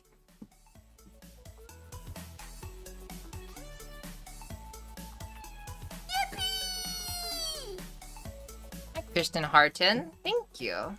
Thank you for calling me beautiful. I appreciate that. Pressing prefer injections. I've been pills and injections for a year and a half because the pills actually led to my body converting the E to T. Interesting. I also switched to injections about a year and a half. Fun fact. Right, actually, I guess. But yeah, wait. No, 2 years. Not like 2 years. Problem I had is that I was still am literally always depressed, angry, etc. So when my levels were way too high, I didn't really notice until my dose was lowered. Oh, I get what you're saying. Oh, yeah. No, I feel that, yeah. Yeah, it's really hard to, like, notice. Actually, wait. What do you mean? What do you mean you didn't notice? Like, you didn't notice because you already felt bad, so you didn't notice that you felt worse? Oh, good night, Molly. Sleep well. Because, like, that's why I say you need to be really careful about, like, actually, what is it? Keeping track of how you feel. I even tell some people on here pretty frequently, that they should journal. Like, unironically, like, just keep a journal to keep track of how you're feeling. Because a lot of the times it is hard to notice if you're not looking for it. Like, when you start and you're doing that, you need to keep a journal just to, like, so that you will have something to look back on and be like, oh shit, I guess I felt better back then too. Huh, maybe I should go back. Like, that kind of thing. Because it's a lot harder to keep track of it if you're not actively paying attention to it. And writing it down gives you kind of, like, a history to look at. Like, if you start feeling bad, you can look back and, like, see when you started feeling bad, if that makes sense. Felt like I always did, just didn't realize it was all the time. Yeah. Yeah, that's why I'd say, yeah. Like, I still say, like, yeah, write that shit down. That's why I recommend that. What? Like, keep inventory almost of your feelings every day. Just, like, a general, like, how bad do I feel on a scale? I don't know. Like, you don't even have to, like, write that much. Just be like, anger, sadness, whatever, and then just write 1 to 10 or something. Just, like, keep track of the numbers.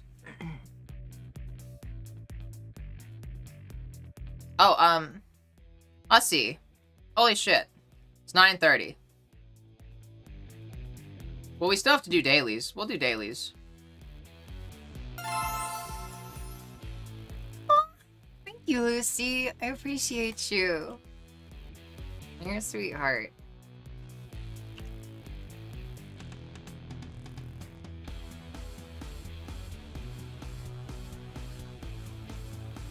I'm gonna do the dailies, and I think that might be stream, honestly.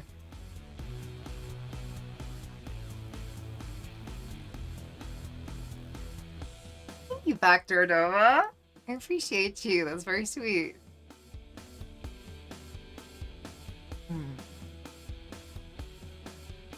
Do Wordle. I have to guess a 5-letter word. Oh, I forgot to do this yesterday, I think. Ah, shit. Okay, I'm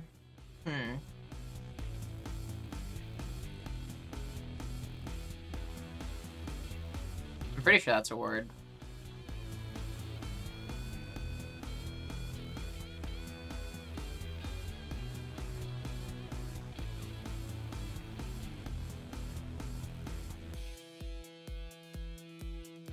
Doing that, I was feeling pretty fucking good. Then I lose Medicaid, all my prescriptions, so I just feel like poop and can't do shit to take care of myself.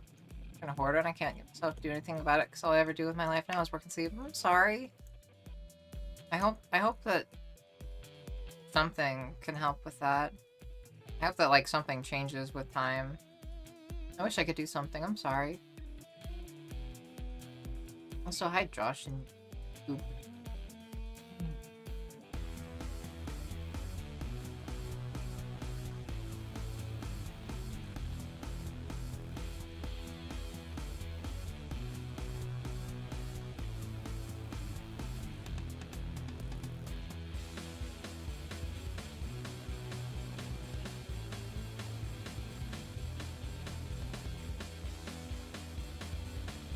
Too artsy.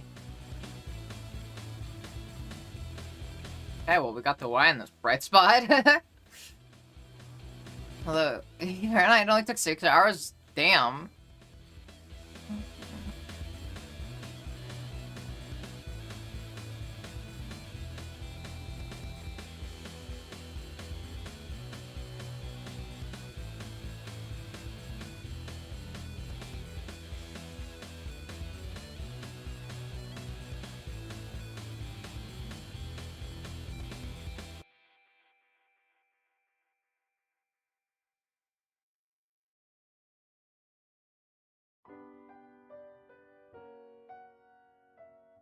I do weird. Okay.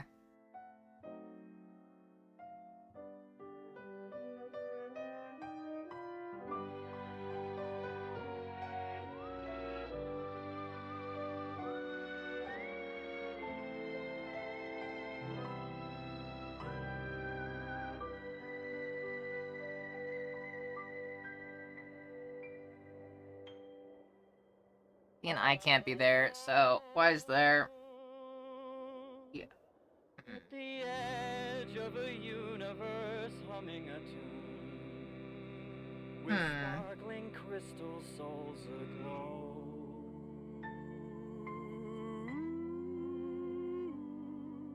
Would theoretically be tinny. A part of thee in the key of what we know to be every part without me. Misty maybe. Oh, Misty could also. Knows only No, because there's no S. Also, wait, don't. Hold on, wait. Don't give me hits. I want to see if I can figure out myself. So T goes here. So we just need to figure out the first letter.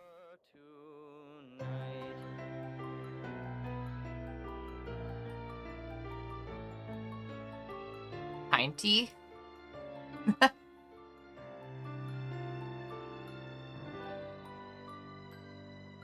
Minty. It's minty. Wait, it's minty. Minty. There we go. Heck yeah. Hi, Morning Wood Manny.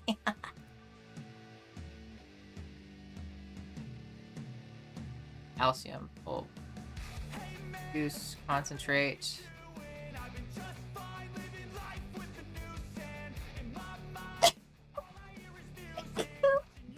Excuse me. Ugh. Calcium and triglyceride.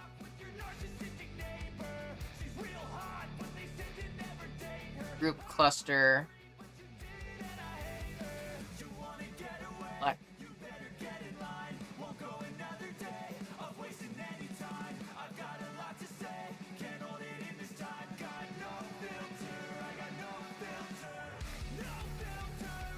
You. You're very sweet. You were very close. You were very close. Concentrate, juice, pulp.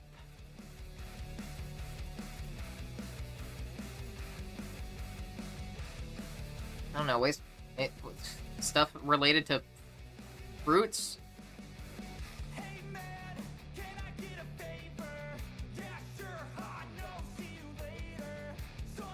Full sway, weight. Cluster. This is just stuff like attraction, basically.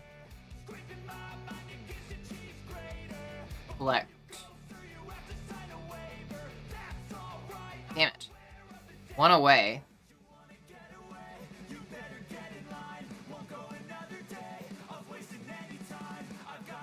Group. No? Oh, shit.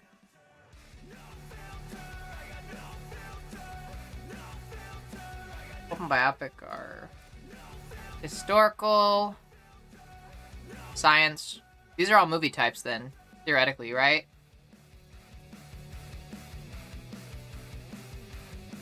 Alright, I'm fucked.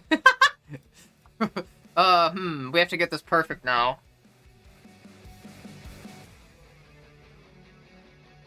Full concentrate, wait, sway, maybe concentrate, maybe cluster.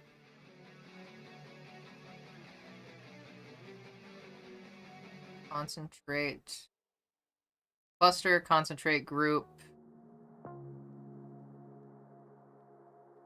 Select.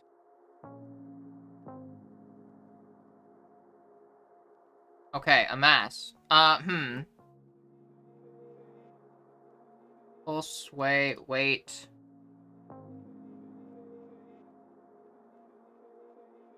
Fan? Mirrors on the wall, staring back at me.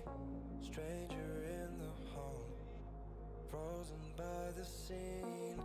Portraits seem to fade. He lost his centerpiece. Can't recall his face. Bye bye. I hope he'll rest in peace. Yes. Haunted by my mind, victim or the prey. Everything is Thank you. Take me to my grave, bury me alive, keeping me astray. Hard to say goodbye to who I Types of fiction.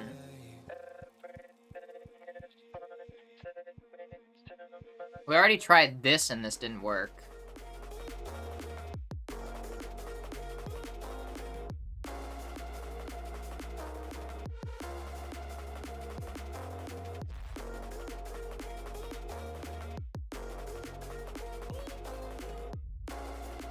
I feel like science fiction should work then.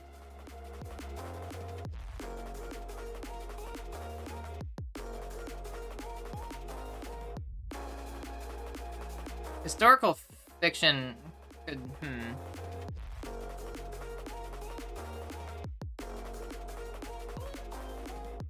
Pulp science biopic fan. We'll try it. Nope. Influence. Juice? What the fuck does juice? Fan historical biopic. Biopic wasn't. Oh, whatever. Okay, this is dumb. All right, it's okay. We took an L on that one. That's all right.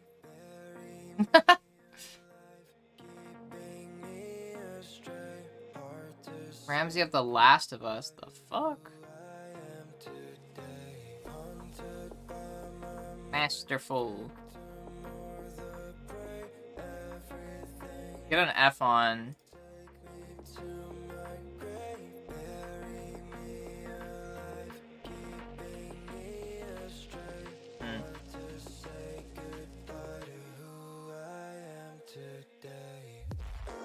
What material for the Washington Monument?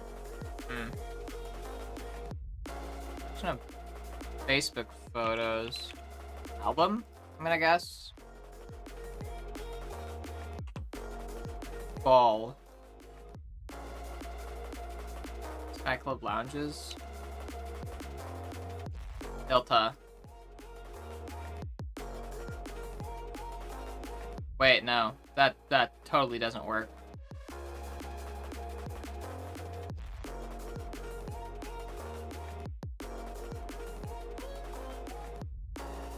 Could be Spirit.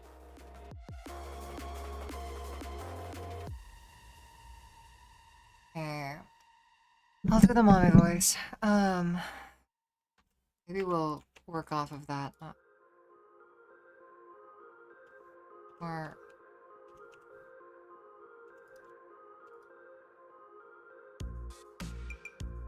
Oh yeah, Spirit is too long. My bad.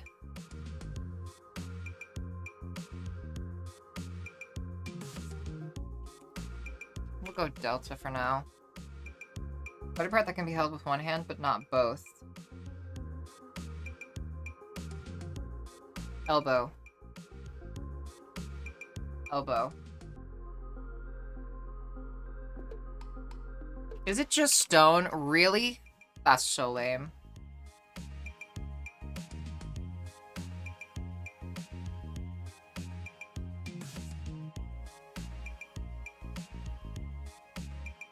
Dude, tame.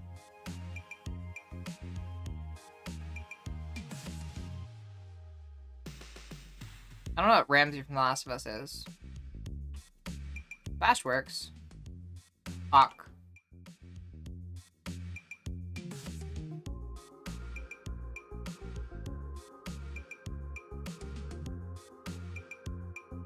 Flunk. It's one. There we go. 2 minutes. Okay. Spelling bee.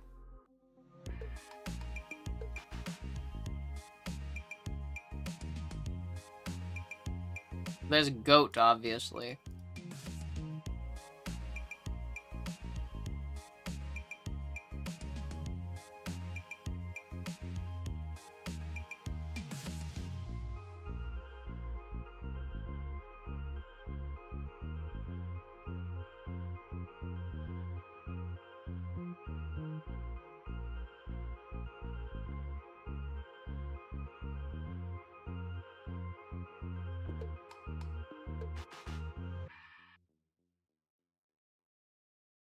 Noggin.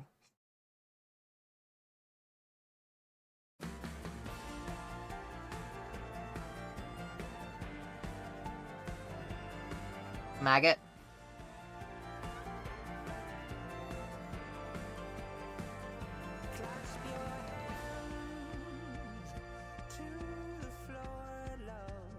I just need the G to be in there.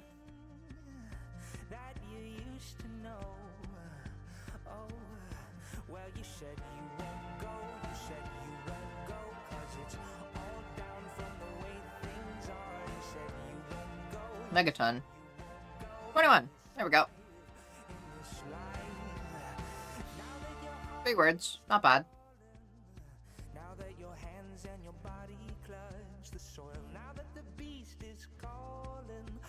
A rip-roaring good time. Heck yeah.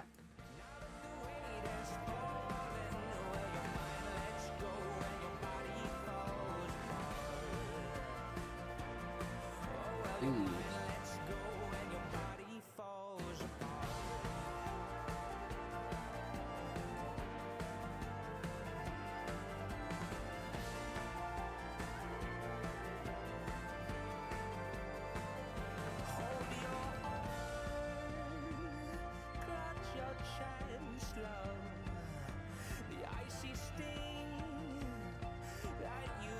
Wow. Okay, so yeah, it's just basically words for party. Oh, down.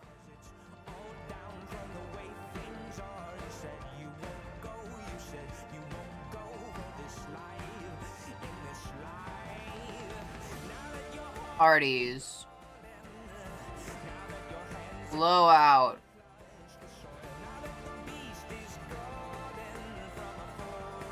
Shindig.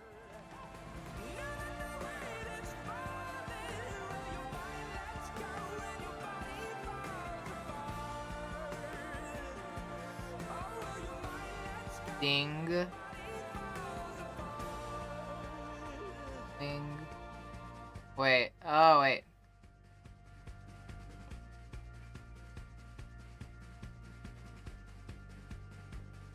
Wing ding. Step outside, close your eyes, the weight of the world is clear. Step outside. Ambery. There we go.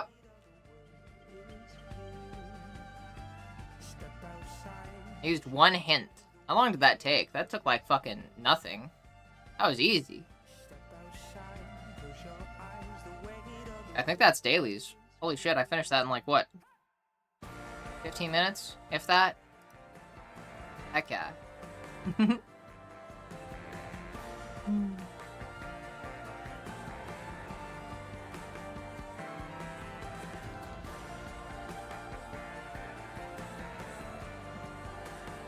Big crossword? I need to make an account for that, and I don't wanna. I'm lazy. Wing ding means party? Yeah. It's a word for it. So, yeah. Let me look up exactly what it means, because now I'm curious. A lively event or party. Yeah. That was just a font? Yeah. Oh no, Envy, are you still here?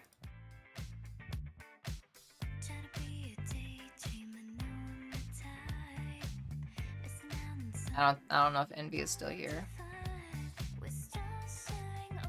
Never did the fucking... Hi, Clover! I never did the info dump. sad. I'm sorry. Well, we'll do the info dump tomorrow then. But I'll do a little info dump for y'all now. Actually, we could just refund. I'll do the info dump and we may refund. What you thinking, Webby?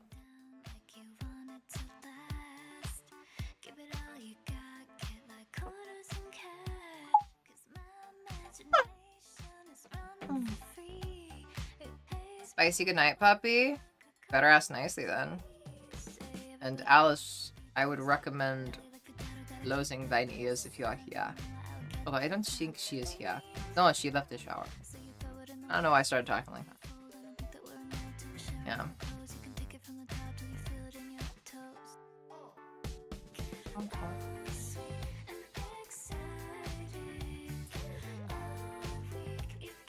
Also, Lyric.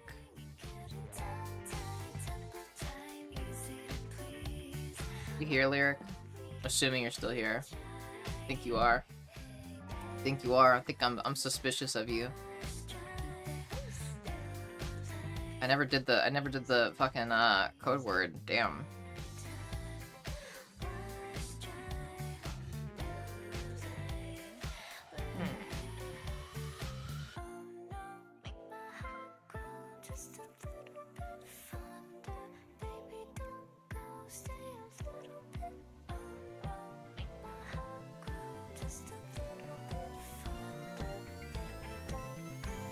Yeah, okay, well, Lyric, in case you aren't listening and you're watching this VOD on YouTube, let's see, our code word is gonna be boobs, but spelled in, like, numbers, you know? 80085. Boobs, but in numbers. Violet, just to let you know, catch you up on what happened, Lyric's lurking, and she said that she was gonna watch the stream on YouTube later. So I said that I'd leave a code word somewhere in the VOD. And if she says the code word next stream tomorrow, then I'll give her a free redeem.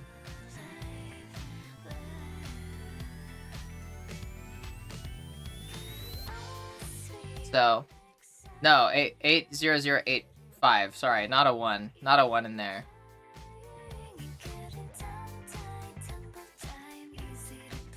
Boobies. My bad.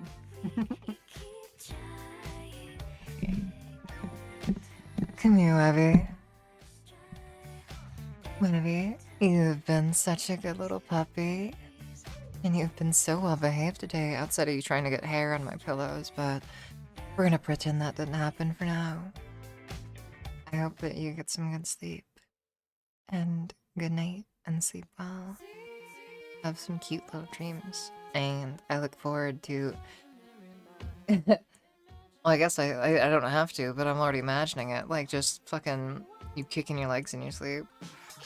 That just sounds cute. But, good girl and good puppy. Get some good sleep. You've earned it.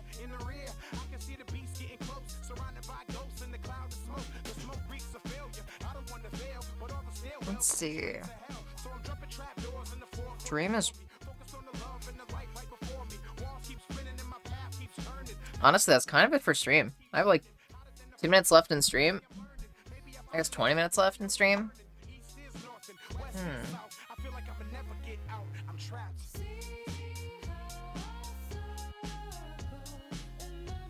But I don't know what to do now. Because I don't have enough time to play a game. I don't have enough time to play a game.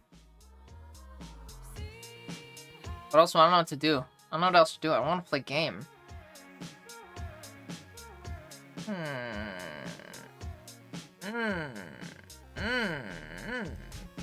Would I play Roblox on stream? Solid maybe. Very, very solid maybe. Honestly, God, the desk is so shaky. Why is it so shaky now? Ugh. Honestly, I'll say if I ever played with somebody else, then yeah. I think I might do it if I wasn't playing alone, but I don't think I'd ever do it if I was playing alone.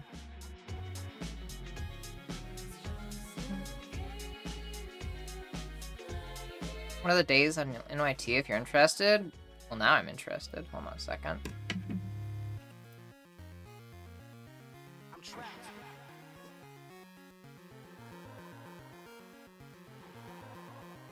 I'm trapped.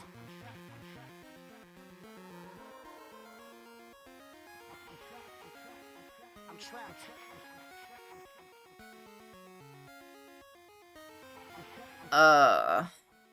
Okay, I don't know what I'm doing.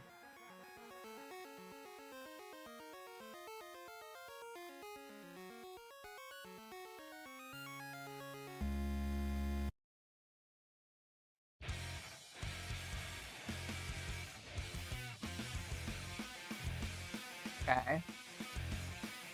Oh.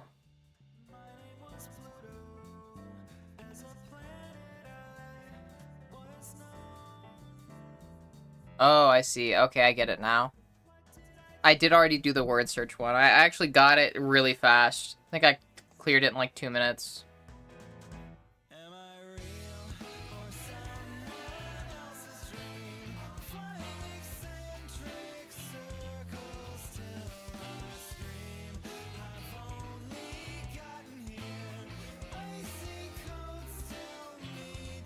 Huh.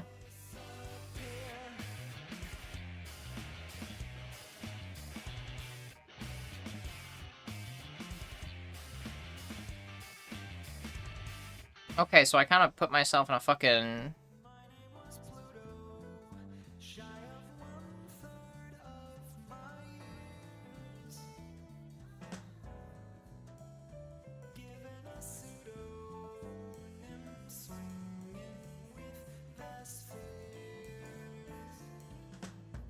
Go... Rich. Wake up!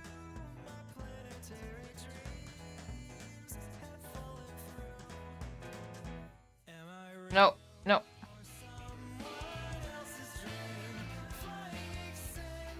Wait, I can use the same ones again? Oh.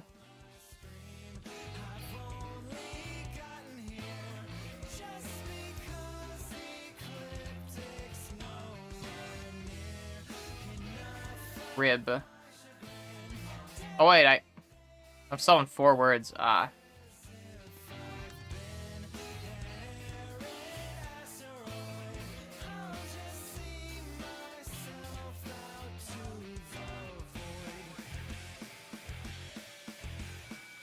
Boiler.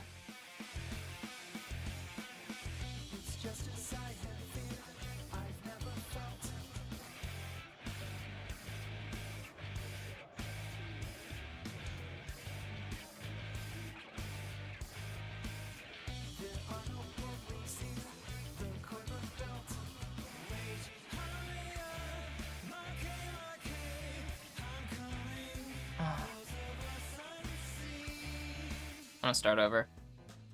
Okay, now I understand what I'm doing. Let me start with boiler.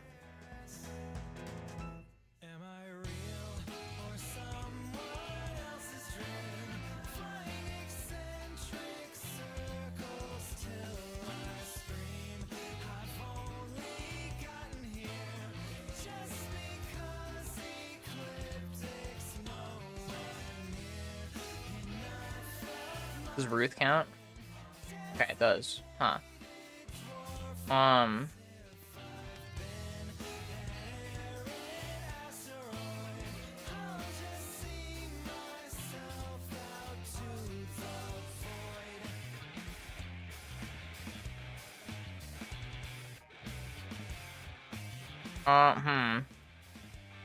Dude. Hit.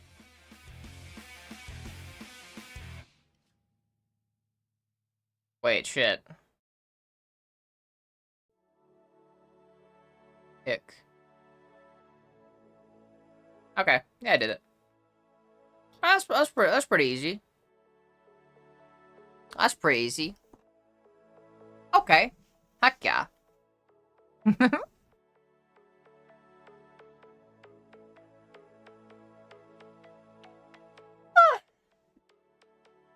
You can say bitch? Fuck yeah. Oh, sorry. Sorry, I didn't, like,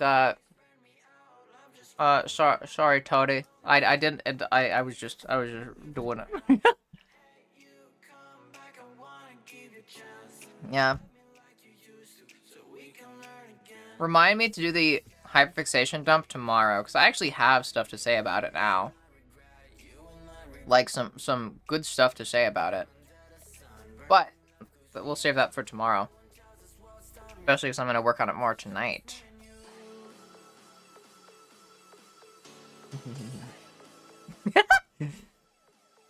I have an idea for a doodle. What would that idea be?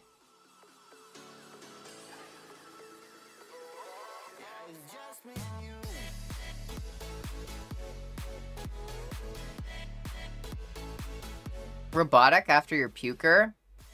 I've done it with a third word. Ooh.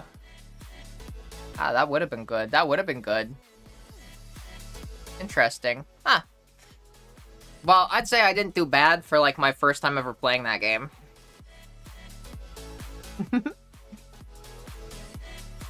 I'm gonna see who I want to raid real quick. I want to find someone to raid.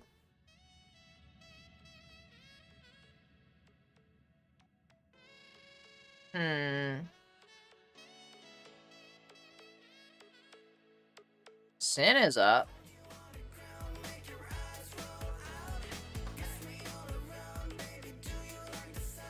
I was making that face because I'm looking at my own stream, like, and I wanted to see the face after the delay. Sorry. Maybe new person I also mod for? Yeah, what's up? What you got?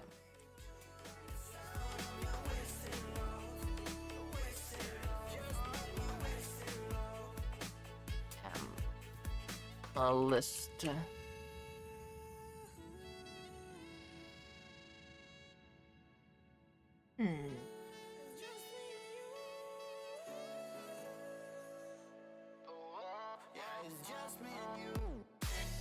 Yeah, sure. All right.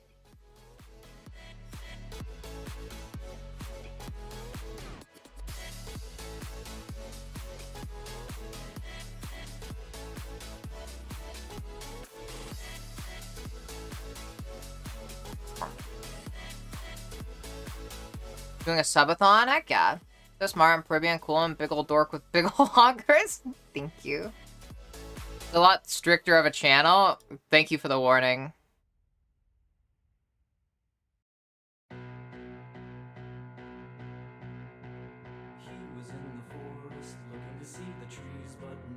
No, I gotta side with Vi here, especially because it says that she's only 18. So yeah, this is definitely not the person to be horny with. At least I feel weird about anything horny with 18-year-olds. Like, I went into, like, the whole fucking age gap thing, like, what was it, yesterday? Yeah. Or was it the day before? Yesterday, yeah. During peak. Yeah, so, like, yeah, nah, don't be horny. Don't be horny. She's, like, practically a fucking kid. Well, okay, I don't mean that to sound, like, demeaning or anything. I feel like that can be taken as an insult. Just, like, that, yeah, that's weird. I feel weird about anything involving 18-year-olds. So yeah, behave yourselves, be polite. And yeah. Okay, here. Little raid. Let's show some love. Alright everybody, you better behave yourselves. Channel your thirst. If you have thirst, just save it for tomorrow. Just, like, let it concentrate and build up for tomorrow when I stream. And there we go. Then you have an outlet. I'm kidding. Don't actually fucking get too. You know what I mean. You know what I mean. You get a report tomorrow when you come back on the class's behavior, Ellie? Yes. Yeah. No thirst, only depression left. Oh. Well, here's a forehead kiss for you. For your forehead. Now you can't say there's only depression left because now you have a forehead kiss too. Yeah. All right then. That's going to be stream, everybody. Thank you for hanging out. It's been fun. I ended up fucking yapping the entire time. But yeah. I hope y'all enjoyed my fucking literally 4 hours of yapping. But yeah. Okay. Alright then, everybody. I will see you all tomorrow. Until then, drink lots of water, eat good food, and be nice to yourself. And Say something nice to yourself in the mirror tonight. Yeah, do it. That's an order. You better do it. I'm gonna know if you don't, and then I'm gonna like break into your house if you don't. So yeah, you better do it. But bye.